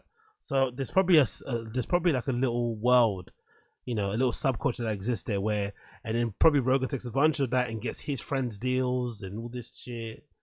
It's probably a weird fucking world all over there. Brady Bell brings Brendan Schaub into Pure Spectrum as a partner, giving him 10% ownership of the company straight out of his own personal stake. All Bubba has to do is promote the brand, make a few social media posts, show up to an event or two, mention it on his podcasts, you know, the bare minimum for someone constantly bragging about being a business shark. And that's the thing as well. The funny thing about this is that a part of me is like, fuck it, scam in it. Shit, fuck it. If you can get away with like not doing anything and pocket all the money, why not do it? But then the other part of me is like, surely you do right by people, innit? Especially stuff like this. Like, this is the most like low effort shit. It's not even like he's asking you to record content. He's just asking you to post stuff like static shit on your stories, on your Twitter, on your IG feed. You can maybe archive it later when your contract is up, but it's not even that intrusive, really. Doesn't require that much work. But then what makes it funnier is that these are the guys who will look at you dead in the face and say, yeah, we work hard. Like, I'm a hard worker. I'm always there busting my ass doing this. Like, they make it seem as if they're grafting, as if they're literally making the fucking cables they connect their cameras with to fucking record their show with their bare hands. When in actuality, Chin does everything. Brendan just sits in a comfy chair and just speaks into a microphone. But Chin does everything. Brendan probably doesn't even know how to record himself. Brendan probably doesn't even know how to upload a video onto YouTube, let alone write titles, let alone make a thumbnail and shit. But they act like they do all this work, and then what you find out is that when they're given money, right, to promote stuff, probably more money than what they're actually worth, they still are work shy. They still can't even do the bare minimum. They can't even do the bare minimum and post. It's fucking brilliant. But Brendan didn't just fumble the bag, he lit it on fire, shoved it in a Texas storage locker, and called it content. I have some stuff going on. I have some joint issues and some other stuff. CBD will help with that. She told me. She told. I got you. You brought it, Charlotte's Web. It's Pure Spectrum. It's the best CBD on the planet. Is that what's the brand? Pure Spectrum is the name of the brand. Yeah. And she told me to ask you for that. Yeah. Let me talk to one of the owners. Did you just talk to them? I'm one of the owners. Are you? Yeah. Oh, you started. Horrendous joke, isn't it? Horrendous joke. Your own brand. Did you buy into it, or did you form this company with them? They formed it, and then I came in as a fourth partner. Wow! Congratulations. Yeah. By the way, he was about to lie there. He was about to lie. Then he thought, you know what? For once, let me not lie for absolutely no reason. So he kind of went back and said the truth, but he still tried to make it seem like he's actually involved in the day-to-day running of the company. No, it's still not the truth. Like, oh, you involved in the business? No, yeah, I've just got a share, but just advisory shit. Nothing crazy. I'm not involved in the day-to-day running for it, but I help them out with promo marketing here and there. Right? That's the truth. But he doesn't want to say that. He wants to act as if like he's powerful bunch. Oh my god. Brendan is on the pure spectrum. Yeah, exactly. Maybe that's why he's a perfect fucking ambassador, isn't it? Big up looking picture. Brendan is on the pure spectrum, exactly. Look at that face. That's fucking pure spectrum face right there. That is a pure fucking spectrum face right there. That's pure spectrum face. Thanks. So you brought it? Huh? You brought it. I'm going to try it out. I'm going to bring it. I forgot it. But I got the best for you. I got the best for you. Okay. We don't live far from each other. I can go get it and come back. Okay. Thanks, dude. Yeah, no problem, man. It's the least I can do.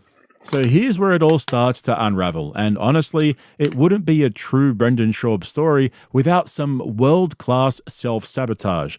After getting his 10% stake in Pure Spectrum, Brendan allegedly does what Brendan does best. Absolutely fuck all. The lawsuit spells it out clear as day. Brendan missed every single required social media post. For those keeping score... Look at that, honestly. Look at that. Look at that. Look at what you agreed to do. 5 Instagram stories per month. I've seen some people, most influencers, they get sent contracts where it's like 5 Instagram stories per day, per week. They only wanted 5 per month. They disappear after 24 hours anyway, you fucker. Publish 2 static posts monthly on all social media platforms. So that's across Twitter, Facebook, and fucking Instagram. 2 a month. Feature Pure Spectrum on his podcast. Easy. Put it on the fucking table. Allow his name and likeness for marketing. Again, easy. Just approve whatever they fucking send you, innit? Just say yeah. Host plaintiff on the firing a kid or other. Oh, this is a fucking shady world, isn't it? So some of these fucking Chad bro fucking business owner types, the ones that, fucking weekend jiu-jitsu warriors, they set up these companies in the hopes of becoming Brendan or Rogan's friends and also appearing on the fucking podcast. And if you think about it, whatever they paid Brendan, if Brendan ended up doing what he meant to do, and this guy became Brendan Schaub's friend, and by default he then introduced him to fucking Rogan, and Rogan started to like him, and he got him on fucking JRE, whatever money he paid Brendan was more than worth it, because you can't pay to go on Rogan's show. You can probably in a roundabout way, payola wise, allegedly. Don't sue me, Rogan, please, I beg you. But now I get why they do it, because it's a clever way to kind of get in. And a lot of these guys, especially Rogan, he likes to say that, oh, I can tell bullshit. I've got a really high bullshit. I've got my bullshit radar, man. My bullshit radar, man. Like, fuck off. But really and truly, if you suck these guys' dicks and you really make them feel special, especially as a business owner, right? They're going to fucking like you back. They're going to want to be friends with you. So I kind of get what's going on here. Make 1 in-person appearance per year based on availability of Mr. Schaub. Honestly, the only thing I can think of that might be a little bit dicey and weird for them would have been having him on TFATK, because they don't really do that kind of interview or whatever well in general, right? But still, if the guy's paying you $300,000, bro, let him appear on your shitty fucking podcast. It really ain't that deep. Or at home, that's 88 out of 88 missed posts. He skipped promotional events. He failed to honor his contractual obligations. Meanwhile, get this, he still managed to collect over $370,000 in commissions from Pure Spectrum. That's right, Brendan allegedly pocketed hundreds of thousands of dollars while doing less promo than Chin does research for the fighter. Big up, Blue Scorpion milk. Exactly, yeah. Because, like, yo, could you imagine how much they're paying him? Could you imagine how much Blue Scorpion milk are paying him then? These companies might have too much money to waste. So I read this first. I was like, oh my God, he got paid. He made that much on the affiliate link. but allegedly they're saying that the 10% he got, so he got 10% of the company as part of the deal, and that meant that he was also be in line to receive 10% of the overall affiliate, sales that they made. So it wasn't just his link, it was just overall, he got 10% of it. Fucking hell, bro. Usually, if you're not a scammer or a scummer, if somebody pays you a decent amount of money, you gotta have your way to do a good job, innit? I've said it before plenty of times on the stream, but I think that's the main way to kind of like respect and honor your friends, especially if they've got a skill or a trade or whatever. Pay your friends, and you'll get a different level of service because number one, they're your friend, and number two, you fucking put some money in their pocket. Don't try and pay them in drinks and dinner and all that sort of nonsense GAY shit. Pay them in cold hard cash. But most sensible grown up people, when someone pays you, you want to do a good job. You want to turn up for them. Brendan just has no sense of loyalty in that way at whatsoever. The guy paid him way more than what he was deserving to get paid. He didn't make any of those affiliate sales. He's asking the bare minimum of him as an influencer ambassador type shit. And he feels no way. He feels absolutely no way about it. And the kid. And honestly, that's impressive in its own way. But like every good bupper scandal, things get dumber. Because as Gringo Puppy started tanking harder than his Spotify download numbers, Brendan allegedly decided to get creative. And by creative, I mean desperate. This lawsuit contains possibly the funniest sentence I've ever read in a legal filing. On multiple occasions in 2019 and 2020, Mr. Schaub solicited plaintiff to send mass emails using Pure Spectrum's customer database to promote defendants' unrelated comedy specials to help boost poor ratings on Showtime and IMDb. On multiple occasions in 2019 and 2020. Multiple occasions. Like, let's just think about that for a moment. Brendan doesn't know this man. They're not like high school buddies. They're not fucking former CU teammates. He didn't play in the XFL with this person. He wasn't, in the trenches in the UFC with this person. He does not know this guy. This guy is just like a person that owns a brand that's sponsoring him and shit for his podcast. Yet somehow he felt comfortable enough to ask him to basically jeopardize his business to help him because his feelings were hurt because people left bad reviews on his generally widely accepted horrendous first comedy special. You'd be surprised. Just think about how insane that is, that you'd ask a business partner to help you out because your feelings were hurt, but you don't know this like, what the fuck is going on? Let that sink in for a second. People are signing up to Pure Spectrum's mailing list because they want CBD products. They're dealing with anxiety, pain, sleeplessness, and Brendan allegedly tries to hijack the database to spam them with ads for Gringo Puppy. Imagine buying CBD to help your anxiety, and next thing you know, Brendan's in your inbox saying, "What else you got, Chin?" While Chili car. Chili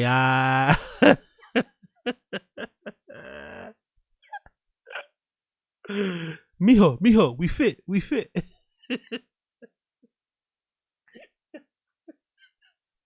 Imagine you're stressed out. Mexican cookie with salsa. Like, what? Like, you actually need CBD oil. Like, it helps you. I don't know.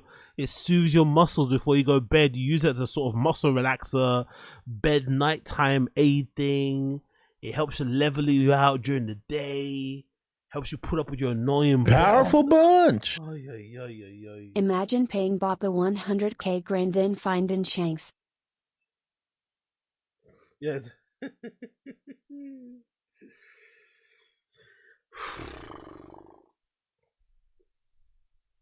Do we look at this guy that's suing him and think to ourselves, like, do we look at the guy that's getting the guy that's doing the suing, the person that got fucking scammed? Do we look at him the same way that we look at people that bought the fucking Hoktua coin? Like, I'm sad it happened to you, but you're a fucking idiot, innit, for getting into business with Brendan. No? Like, as much as I feel bad for the dude, like, thinking Brendan was gonna be like a business partner, stand-up dude type of thing, like, don't get me wrong, he got burned early. He wouldn't have known, because I don't think when You'd Be Surprised came out was Chang's popping, like hot. I don't think as hot as it was after anyway. So maybe not. Maybe he wouldn't. Maybe he shouldn't have. He wouldn't have known back then. But I don't know, man. Like, why he even agreed to it is fucking insane. Begging you to rate his comedy special higher than a Rotten Tomatoes disaster movie.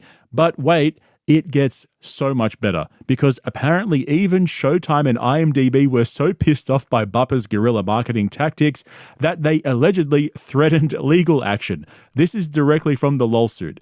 Defendants' misuse of company assets for personal gain resulted in negative consequences, including threats from Showtime and IMDb for improper promotional activities. After receiving threats from Showtime, Mr. Schaub acted like he didn't know about the promotional campaign, leaving plaintiff with Brendan's dirt on his hands. This sounds like textbook Brendan, isn't it? Textbook Brendan. He suggests the fucking scam. He suggests the grift. He suggests the hustle. The guy agrees because he's a nice guy. Let's just give him the benefit of the doubt. He's a fucking nice guy. A bit naive, right? Maybe a little bit too eager to please so he can get into Rogan's good graces and shit. By default being friends with Brendan, who knows? But he agrees to help him out on top of whatever money he's paying him. Not to count that. And then when Brendan gets called out on it being a fucking scam and a bad idea and gross misconduct and grounds for termination, he then acts like he doesn't even know the fucking guy. Wow, man. Now I'm starting to wonder, is this the reason? Is this the main reason why he didn't get picked up from Showtime, or he didn't get his contract renewed at Showtime?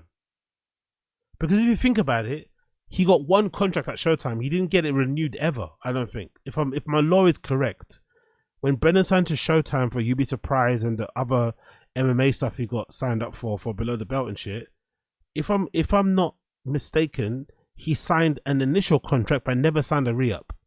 So I wonder if this fucking faux pas, if this own goal was one of the reasons why Showtime never offered him an extension anyway. And then he tried to act like he left, you know, but he didn't get offered anything. So technically, I guess he didn't lie. He did leave, but he didn't get offered another thing. So he kind of got fired. I wonder if that played a role in it. Oh, and by the way, I'm all but certain Brendan mentioned this to Showtime. I'm all but I don't even think Showtime were checking IMDb things and whatever. I'm all but certain Brendan was the one that mentioned it to Showtime, showing off like, oh yeah, I've got a way to counteract the trolls. I'm working with one of my sponsors and they're sending out email blasts to everybody in their contact list to leave me positive reviews in exchange for discount codes. And Showtime person was like, sorry, what? You're doing what? Run that by me again? I'm pretty sure he's the one that told them, thinking he was fucking Billy Big Balls. And then he got fucking told off like, you're an absolute idiot. Don't ever do that again. That is peak Brendan Schaub. Initiate the scam, fumble the execution, blame everyone else, retreat to Joe Rogan's bunker. Honestly, imagine being so bad at comedy that even your own promo strategy backfires and the platforms you're desperately trying... Oh yeah? Big up Grandbaby Golf. Y'all see Sanaz at that wedding with them fangs out. Let me see that. I actually got a page up on here, actually. I was going to check it. Let's actually quick little interlude. Let's see what Sanaz is saying. Sanaz got the fucking Mama Milkers out, yeah? Where I can't see it on the main feed. Let's see her story. She got it. She got the milkers out. Let's see. Where are these milkers? Yeah, is Grandbaby Golf trolling?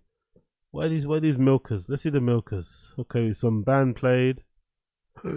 Okay, there we go. We got something going on there.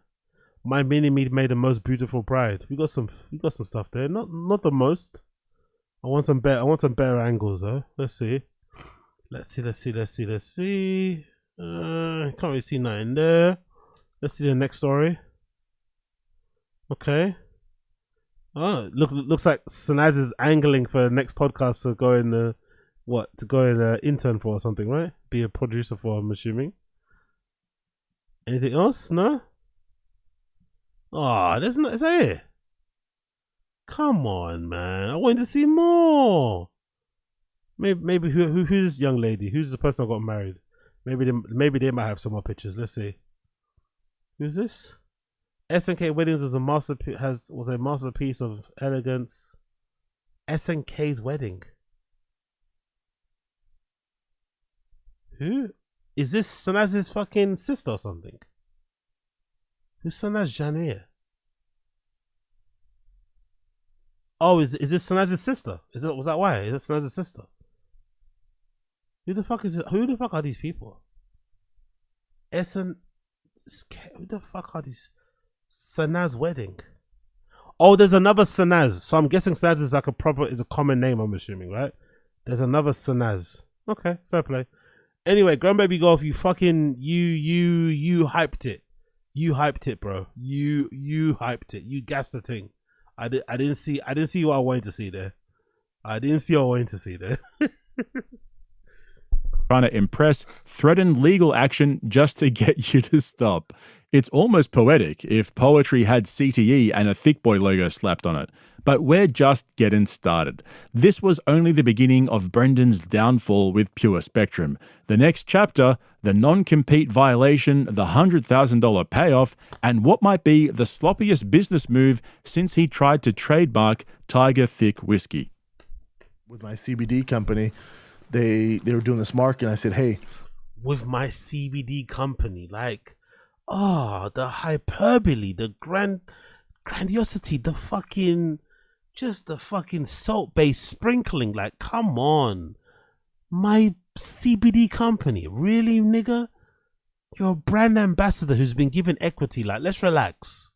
My CBD company.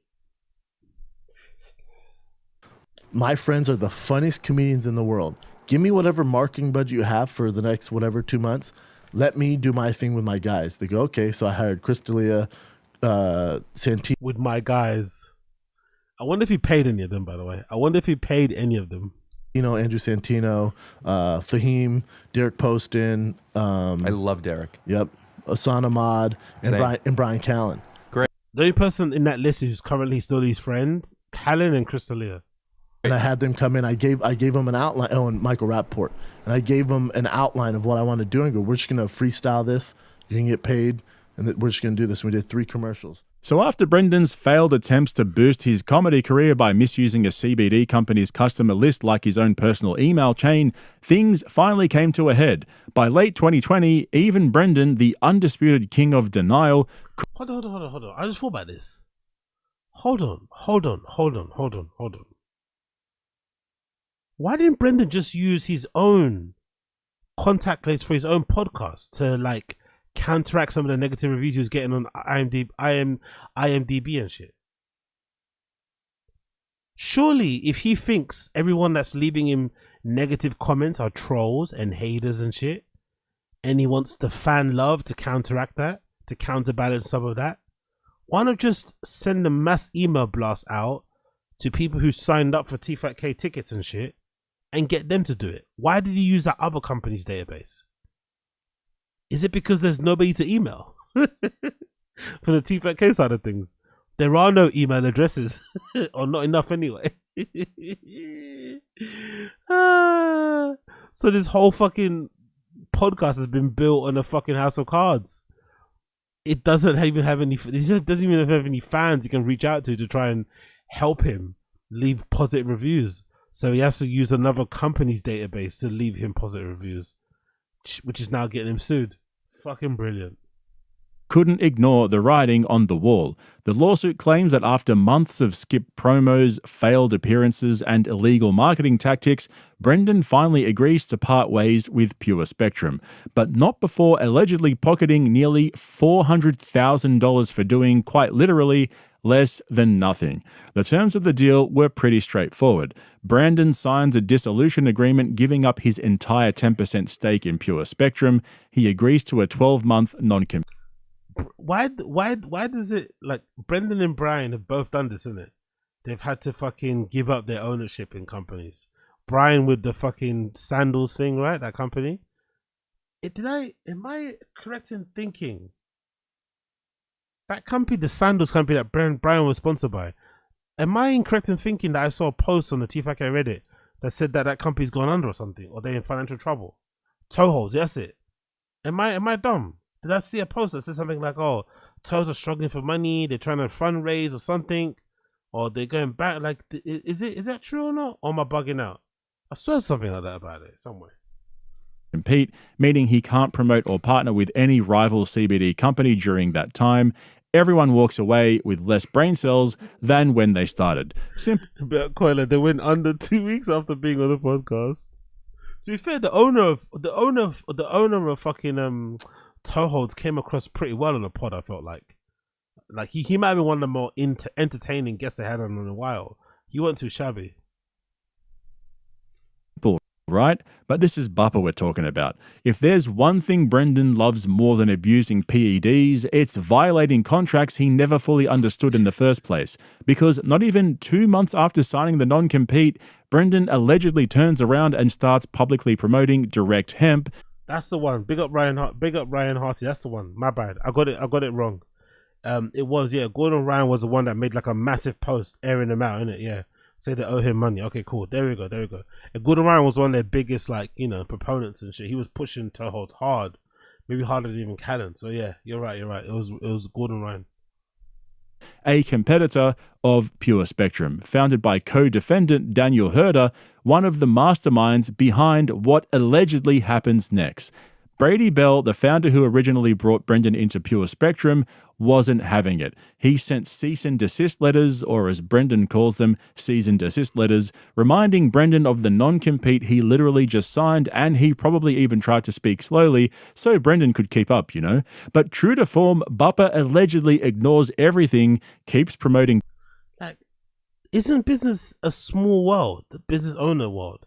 Why would another CBD company want to re-sign Brendan as an ambassador, seeing how poor of a job that he done with Pure Spectrum? Like, piss poor job. Why would you want to have him as your ambassador, Like, surely the world would travel around, oh yeah, this guy's no good, he doesn't deliver on fucking assets and stuff, or deliverables, or whatever, maybe, or material, right? He's not game for certain things, he's always fucking asking questions and making edits and all this, just a headache. Surely word would get around in that regard. Like, I'm shocked that another company would want him as an ambassador straight away. Like, fucking hell. Direct hemp, and focuses on the only thing he's consistent with, doubling down on the dumbest possible move. It doesn't stop there though, because behind the scenes, things are about to get a lot darker. And then I get on my horse. And I'm thinking slow motion. As I'm on the horse, right? Like I'm going, and there's like smoke, and the town's blowing up behind me like this. And then my horse is the town blowing up though? Aren't the innocent people there? No. Bryan's always look old, isn't it? This is when he was filming school, isn't it? This is when Bryan was filming school and he was trying to appear young, so he'd like always shave his beard and wear makeup and shit. But you can still see his leathery face just like peeling off of his bones and of his face, like honestly, like his leathery face just peeling off, melting off there. They ran during the shootout because I heard one girl in the saloon go, "Oh, that's a thick ass cowboy," and I'm like, "You right, sweetie." I know, but the town's the town, and then in slow motion, it's like, and I'm looking like super smoky, and then even my horse in slow motion goes. August 2021. According to the lawsuit, Pure Spectrum insiders and investors are plotting a hostile takeover of the company. The plan? Push Brady Bell out of his business, take control, and in classic podcast industry fashion, glaze over the details later. But they have one problem. They need Brendan's help to pull it off. Even though he signed away his ownership, they allegedly approach Bupper with a deal. Hey Brendan, we know you technically gave up your stake, but how about you lie on some documents, pretend you still own 9.3% of Pure Spectrum, and help us vote Brady out? We'll throw in 100,000. Honestly, some of these business, like using Brendan as your crowbar for a hostile takeover is fucking insane. Like, Brendan's your fucking point person for the hostile takeover of fucking Pure Spectrum. Brendan Schaub. This company, man, probably deserve to get scammed. I'm not gonna lie. What the fuck? Powerful Big episode bunch. disease. If Papa goes broke from this, Chen will be another homeless man in Austin, high off kratom, eating fish out of sewage water. No more balconies. Could you imagine if Brendan does get sued so hard that he kind of changes everything, and then Chin's left out there in Austin with a lease? Because he's got a new crib, by the way. We'll talk about that next. Chin's will do a little break in between. Chin's got a fucking crib finally. Imagine if that happens. Imagine if Chin is just stuck out there in Austin, Texas, having to kind of see out the time of his lease. Like, could you imagine the fucking rotten luck that guy has? Finally gets a place to settle down, and then bang, Brennan just gets, gets into fucking, mountains of debt that just fuck up his whole operation. Now Chin's just out in Austin doing what? Doing crying R&B singing videos in his front room. Oh yeah. Big up Asadis. $1,000 for your trouble. Now, if there's one thing Brendan loves more than scorpion milk, it's easy money with zero accountability. The lawsuit claims he took the deal faster than Theo Von distanced himself from The Fighter and the Kid, signed the false declaration, claimed he still owned part of the company, and helped oust Brady Bell from Pure Spectrum entirely. All for a cool $100K, which in Brandon's world would cover Chin's salary for the next 4 years. So he got 370,000 for the fucking for the affiliate and whatever was part of his deal, and then on top of that, he was able to pocket another 100 grand because he sold a stake in the company that he did not own in the first place, so that they could perform a hostile takeover of the company to get that Bell person out. Like, Brendan was making so much money early on. And it kind of explains all the fucking reckless spending.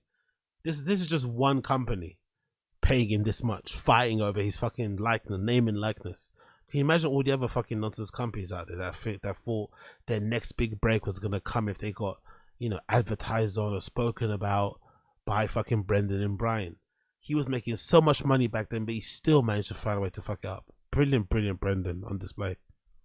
But don't worry, the stupidity doesn't end there. You'd think after pocketing a questionable 100 grand for allegedly faking ownership documents, Brendan Schaub would ride off into the sunset, maybe retreat to another failing YouTube channel, or finally invest in a real studio that doesn't double up as a car park. But no. Surely something like that should be that's a kind of a serious crime, no? Like falsifying that you own a share of the company and then selling that share for money, profiting off of it. That sounds like that's something that you should be in like really big trouble for. But fucking hell. When Bupper fumbles, he fumbles hard. The lawsuit claims that after helping boot Brady Bell from his own company, Brandon kept the scam going with some classic paper trail manipulation. We're talking allegedly filing false tax returns, using a fraudulent Schedule K1 form to pretend he still had partnership income from Pure Spectrum, and participating in what the lawsuit calls a civil conspiracy designed to defraud the IRS and Brady Bell simultaneously. Pure scumbag, innit? Just a pure, unadulterated scumbag scammer. And that guy was the one that helped him out. Brennan was in a sticky situation. The trolls are coming after me. They're review bombing my special on Showtime. I'm really feeling bad about it. It's making me feel down. It's hurting my feelings.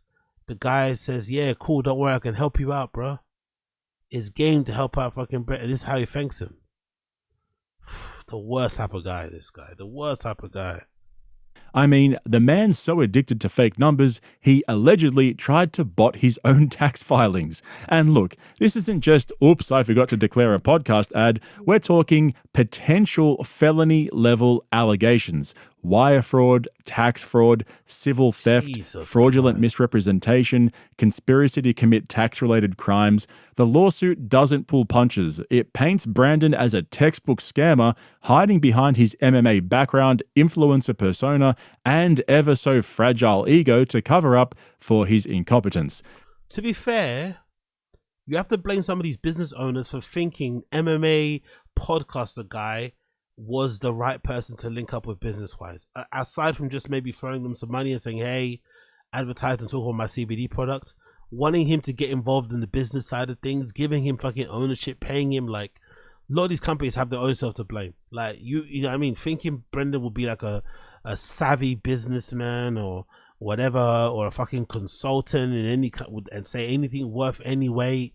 Like, please, you know, some people have to kind of look themselves in the mirror. Like, come on, how did you really think this is going to end? The plaintiff's legal team even calls out Brendan's pattern of behaviour. Defendant has consistently leveraged his perceived public persona as a former athlete and comedian to mislead business partners, evade contractual obligations, and engage in fraudulent conduct for personal gain. Translation: the thick boy business model isn't built on hard work. It's built on smoke, mirrors, storage units, and allegedly illegal shortcuts. Yeah, younger vibes. To be honest, none of this screams smart. He's just a liar. Yeah, for sure. For sure. And clearly just somebody, like, if given the opportunity to scam, will take it, you know? Or if given an opportunity to cut a corner, he'll fucking cut a corner. So, like, it's a surprise. It just makes me laugh when people like this are, like, so adamant to say, oh yeah, I work hard, I bust myself, I'll do this. Like, brother, you've taken every shortcut in the book. Again, don't blame you, but, like, let's relax. Let's relax on, like, always taking the long road. Let's relax on, oh, I'll do this shit for free. No, you wouldn't. This guy was getting paid nearly $500,000 from just one shitty fucking CBD company. Can you imagine what else is getting on from other companies on the side? God damn, especially during the heyday of TFATK. God damn. Cuts. But to truly understand how we got here, let's zoom out for a second. You know, I'm in the business of likability. So when I go on the road, one of the best lines ever, isn't it? I'm in the business of likability. No one likes you though? How does that work? I'm in the business of likability. Someone likes me. Not enough to keep your fucking stand-up comedy career going, that's for sure. I think too, for younger comics. Powerful bunch. Your big Aziz. Thick Boy Jail Club. Buy the merch to win a honey bun. I'd love that.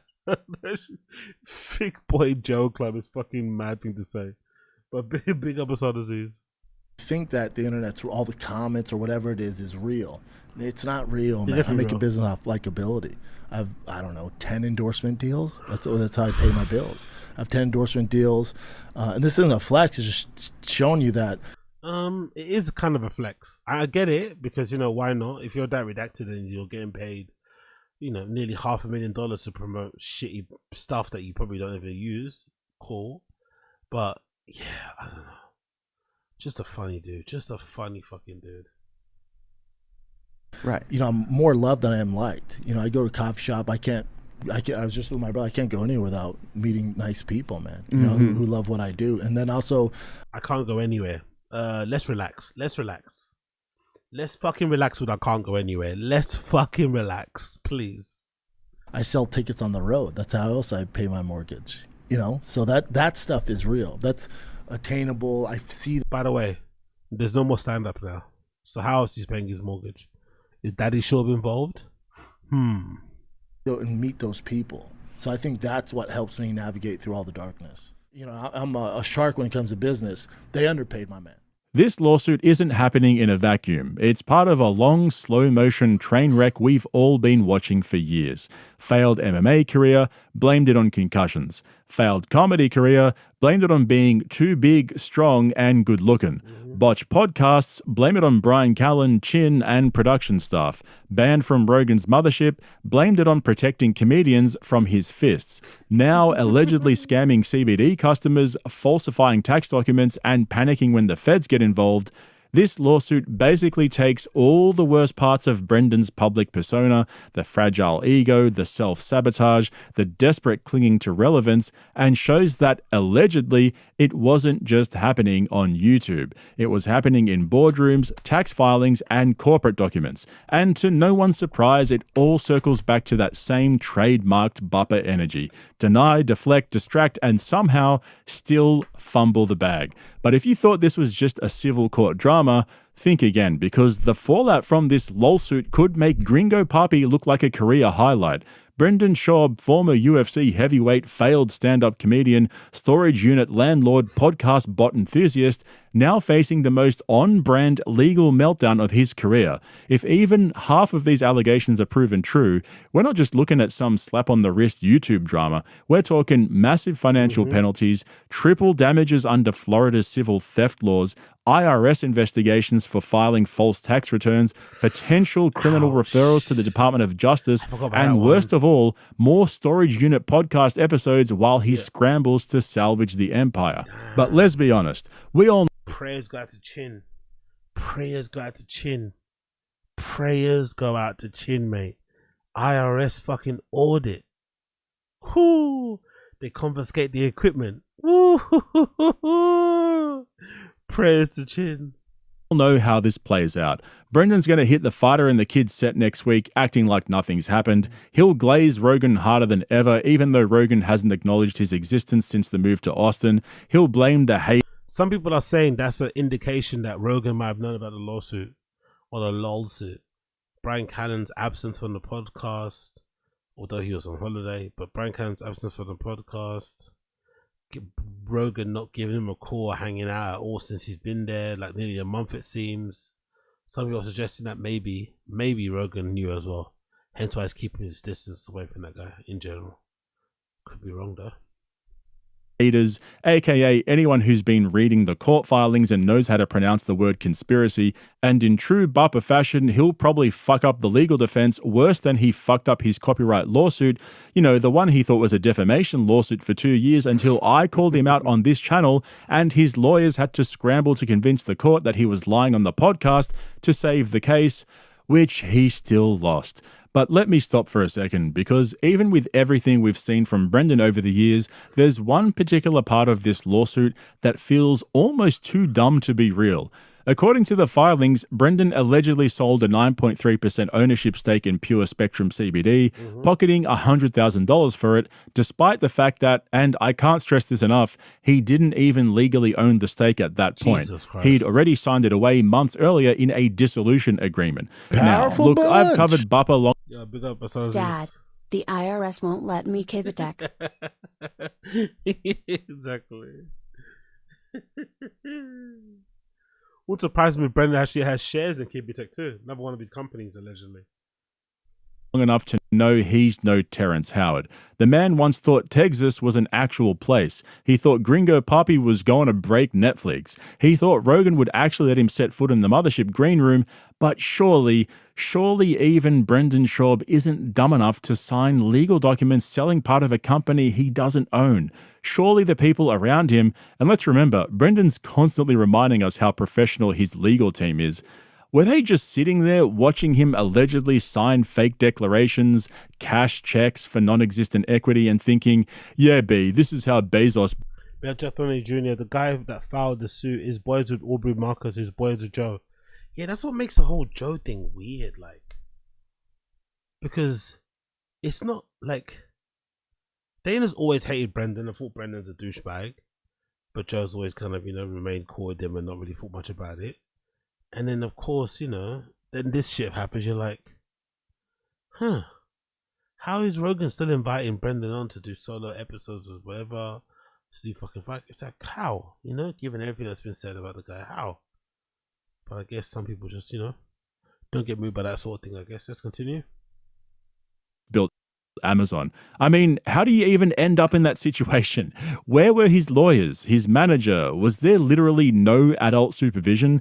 Chin's back there fumbling focus, Callen's busy planning his escape, and Brendan's out front allegedly committing corporate fraud like it's another poorly planned drug giveaway. We've seen Bappa talk about being a business shark. We've seen him glaze himself on his car shows. We've seen him claim he's too strong, big, and good looking to fail, but allegedly selling phantom ownership in a CBD company while already locked in a non-compete, it almost defies belief. Almost. Because when you zoom out and look at the pattern, the comedy career that fell apart, the Texas move that backfired, the numerous scandals, the alleged tax issues, maybe this isn't as surprising as it sounds. Maybe Brendan's been winging it so hard for so long. Yeah, you get the point. Big up Podcast Cringe. AG, do you think Joe Rogan will see this Podcast Cringe video and go even more sour and pepper? I don't know. Maybe. I don't know. Does he see stuff? Does he not know stuff? That's the thing that's always been like confusing. Because even if I'm Brendan, I'll be a little bit perplexed, confused, befuddled. Like Rogan is clearly keeping this guy at arm's distance, but then he also is in the inner circle. He gets solo episodes that he does with Rogan, MMA show. He's always invited to do that fucking fight companion thing they do with Bryan, Eddie sometimes, and Brendan. You know, there's always an invite out for that sort of shit. So I wonder how it must feel deep down, you know? Like clearly the guy fucks with you but doesn't fuck with you type of thing. Like how does that work with your mental? Powerful bunch. Be a Black American. Embarrassed smiley face emoji. Embarrassed smiley face emoji. Embarrassed smiley face emoji. I work in fraud prevention and AML. This is hilariously obvious. Oh really? I've seen more creativity in being fraud. Amazing. Yeah.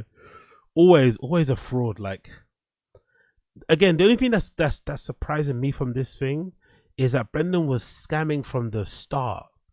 Like I said previously, this is usually something that happens towards the end of your career. Like now, if this story came about now, I wouldn't be that surprised, right? Because clearly, you know, things are different financially, changing. So it wouldn't surprise me if things were different when it comes to that sort of stuff. But Brendan's been scamming people that have been willingly going out of their way to jump, you know, to give him money to promote their thing. Instead of Brendan honoring that deal, he's going out of his way to scam them and then throw them under the bus.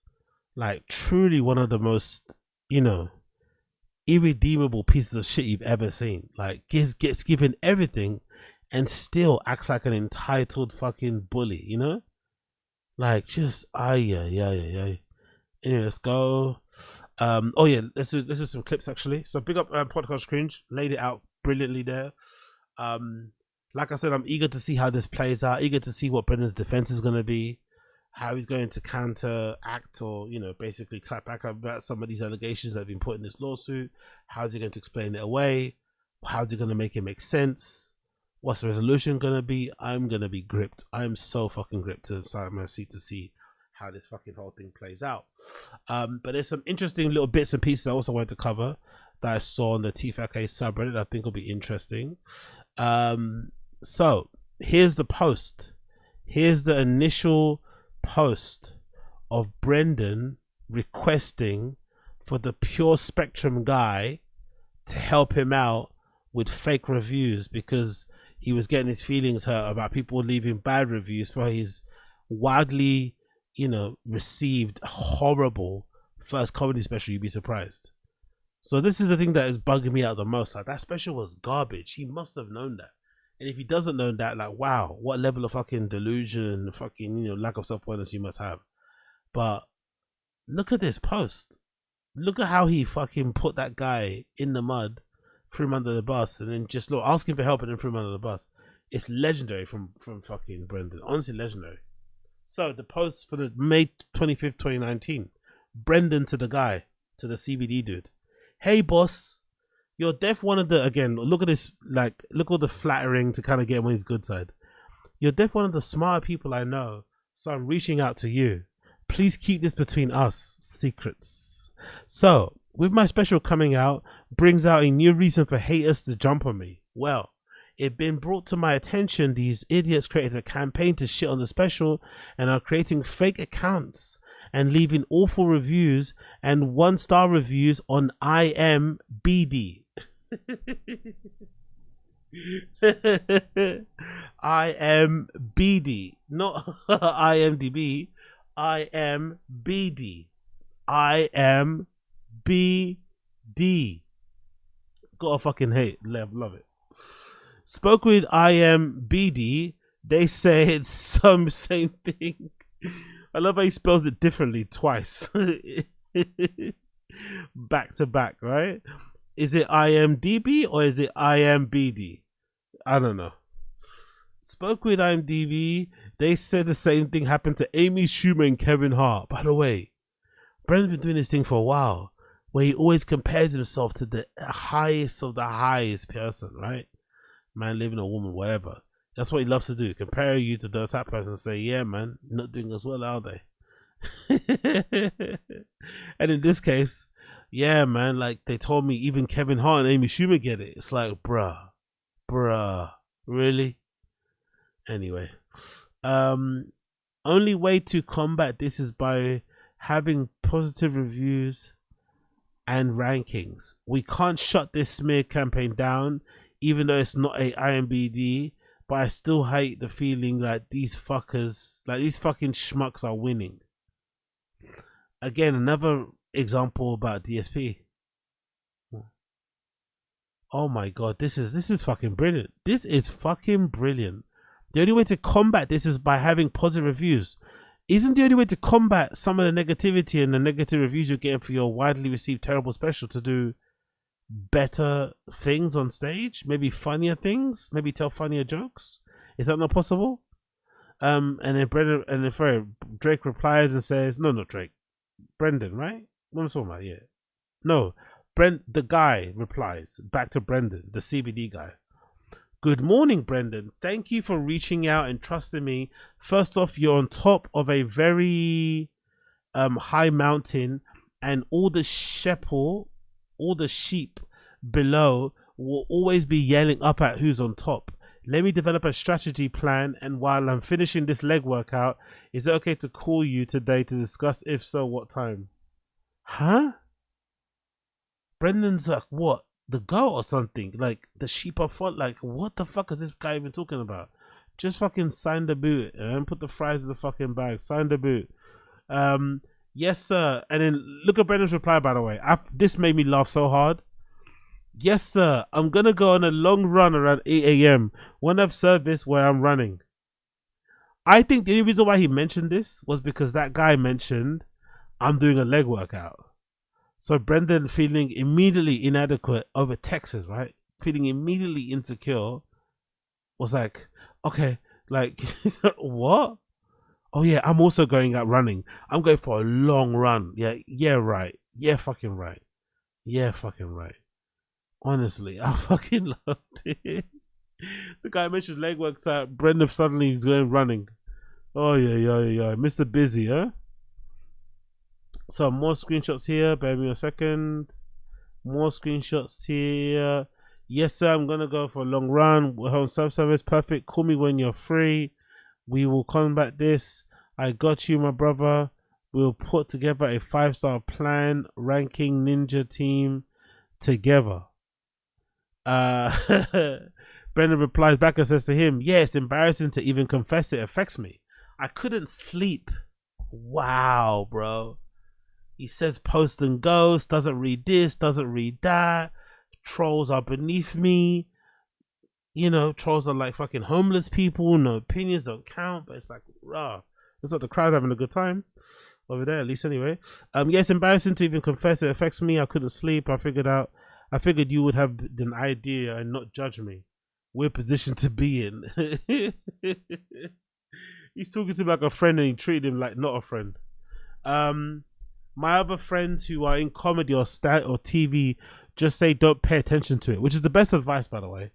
Just don't pay attention to it, which I understand. But when it's a smick, by the way, I love how he said immediately, like, I'm special. I understand, but it's sweet. Just say, some of my friends who are in comedy and TV say just don't pay attention, sorry, to any of that, which I understand. But when it's a smear campaign in fucking against something I work my ass off for, and it's a good product, the competitive side of me comes out. Okay, there's lady girl complaining about something. I don't know what it is exactly, but Godspeed to her. Godspeed to blood clot her. But yeah, these text messages are fucking brilliant. I love them. Again, reminds you, it kind of reminds you of the old BGO days with the addies and baddies. It's just so funny to see that he speaks like this even in private. His brain is legitimately broken, isn't it? Like, there's no saving this guy. He's too old to be saved anyway. But yeah, there's no saving. In case you're wondering, there's no saving him. Yeah, and then this is obviously a pièce de résistance. This is a pièce de résistance. Exhibit G. Yikes. Brendan to the guy. Yikes. Email plan backfired, my man. Showtime just called me. Not happy. Said we can't pay for positive reviews in any facet. said we can't pay. I don't think he said anything about paying. You know, like, but I love how he's throwing that out there. Said we can't pay for positive reviews in any facet. By the way, I love how he misspelled facet once more time. Def don't send or respond anymore. I had to tell them. But look at this line, by the way. I had to tell them that you guys were just trying to have my back, and I wasn't sure of the positive reviews, whatever else it may be. Like, come on, bro. Come on, man. I wasn't aware of the positive reviews. Thought it was a drive to traffic to actual special. This guy might be a legitimate helmet, man. He might be a legitimate fucking helmet. So wild, right? The guy replies, wild. Wild. We didn't ask for people to leave positive reviews. All good, my man. I really appreciate you getting the lengths, going the lengths to what you call it, want to meet through though to try and help me. I should have just ignored these haters. I really appreciate you. No, you don't, motherfucker. No, you fucking don't. Oh yeah. That was absolutely brilliant. Brendan out here just scamming everybody he comes in contact with. Never being a stand-up guy. That's one thing about Brendan. One thing you can on Brendan is that he's never been a stand-up guy. He's never been a stand-up guy. Always been a piece of shit. Fucking hell. What else we got here? This is funny, by the way. Cat's Elite Courtroom, Texas. Oh my god, do you see Brendan's hat? Is fucking hilarious. I love that one. There's more of the court documents actually. Maybe read that tomorrow's stream. There must be evidence there, but we don't see it. And then we're gonna break a little bit and do a little bit of Chin quickly. Let's do a bit of Chin, because Chin's got a new crib. Chin has finally got himself a new crib. Finally. So let's watch Chin's video where he speaks a little bit about his new crib. 1 second. But everybody tuning in, if you love what you're seeing, see what you like, smash the like button, hit subscribe. We're also trying to hit 500 members by the end of the month. It'll be a bit of a long one, it's going to be a bit of a hard one, it's going to be a bit of a, whatever. But if you want to join the journey, of course, link down below to become a member, gift membership, all that good shit. Blah, blah, blah, blah, blah. Anyway, let's go. Let's watch this video of Chin unboxing his new crib. To be fair, it looks kind of nice. Maybe a little bit too big for what he needs, or for his, for his needs, I would say. But it does look good. I'm not going to lie. So big up Chin. Big up Blood Clot Chin for sorting himself out a decent looking crib. You can't hate. Bear me 1 second as I get up to load. Bear me 1 second here. Boom, boom. There we go. Let's go. Oh, yeah, it's IFW Fight Week. We're at war with Iran. John Jones is retired, and Ngannou's persona non grata in the UFC. And Chin still hasn't found a place to live in Texas. Hey, this is Morning Combat, and we are back with an absolute bang. How dare you, Brian Campbell? I did get a place, and I'll show you it right now. Let's take a look at this clip. I wonder how much better or how much benefit this type of attitude would have served Brendan.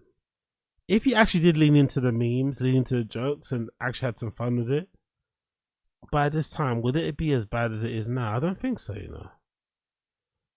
but then again, the guy moved to the beat of his own drum. He liked what he does. Who gives a shit? But yeah, let's see what Chin's crib looks like. All right, this is Chin Sugi. Yeah, you know me. Let me introduce you to my new pad, and that's the moving table. Am I the only person that thinks that's a bit too big?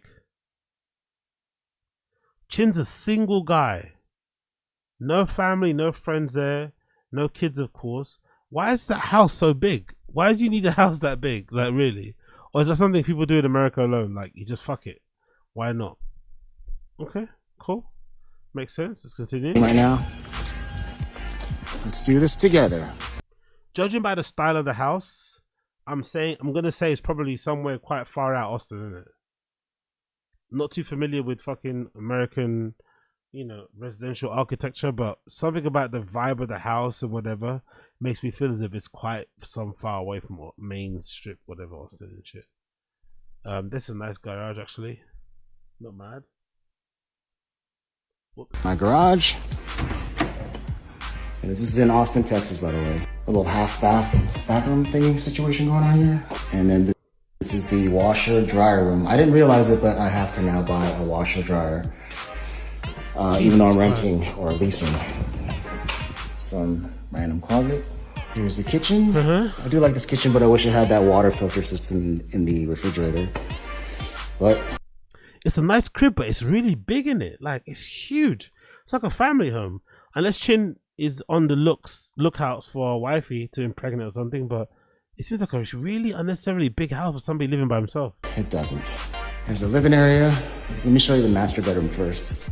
Here we go. It's actually really big, or pretty big.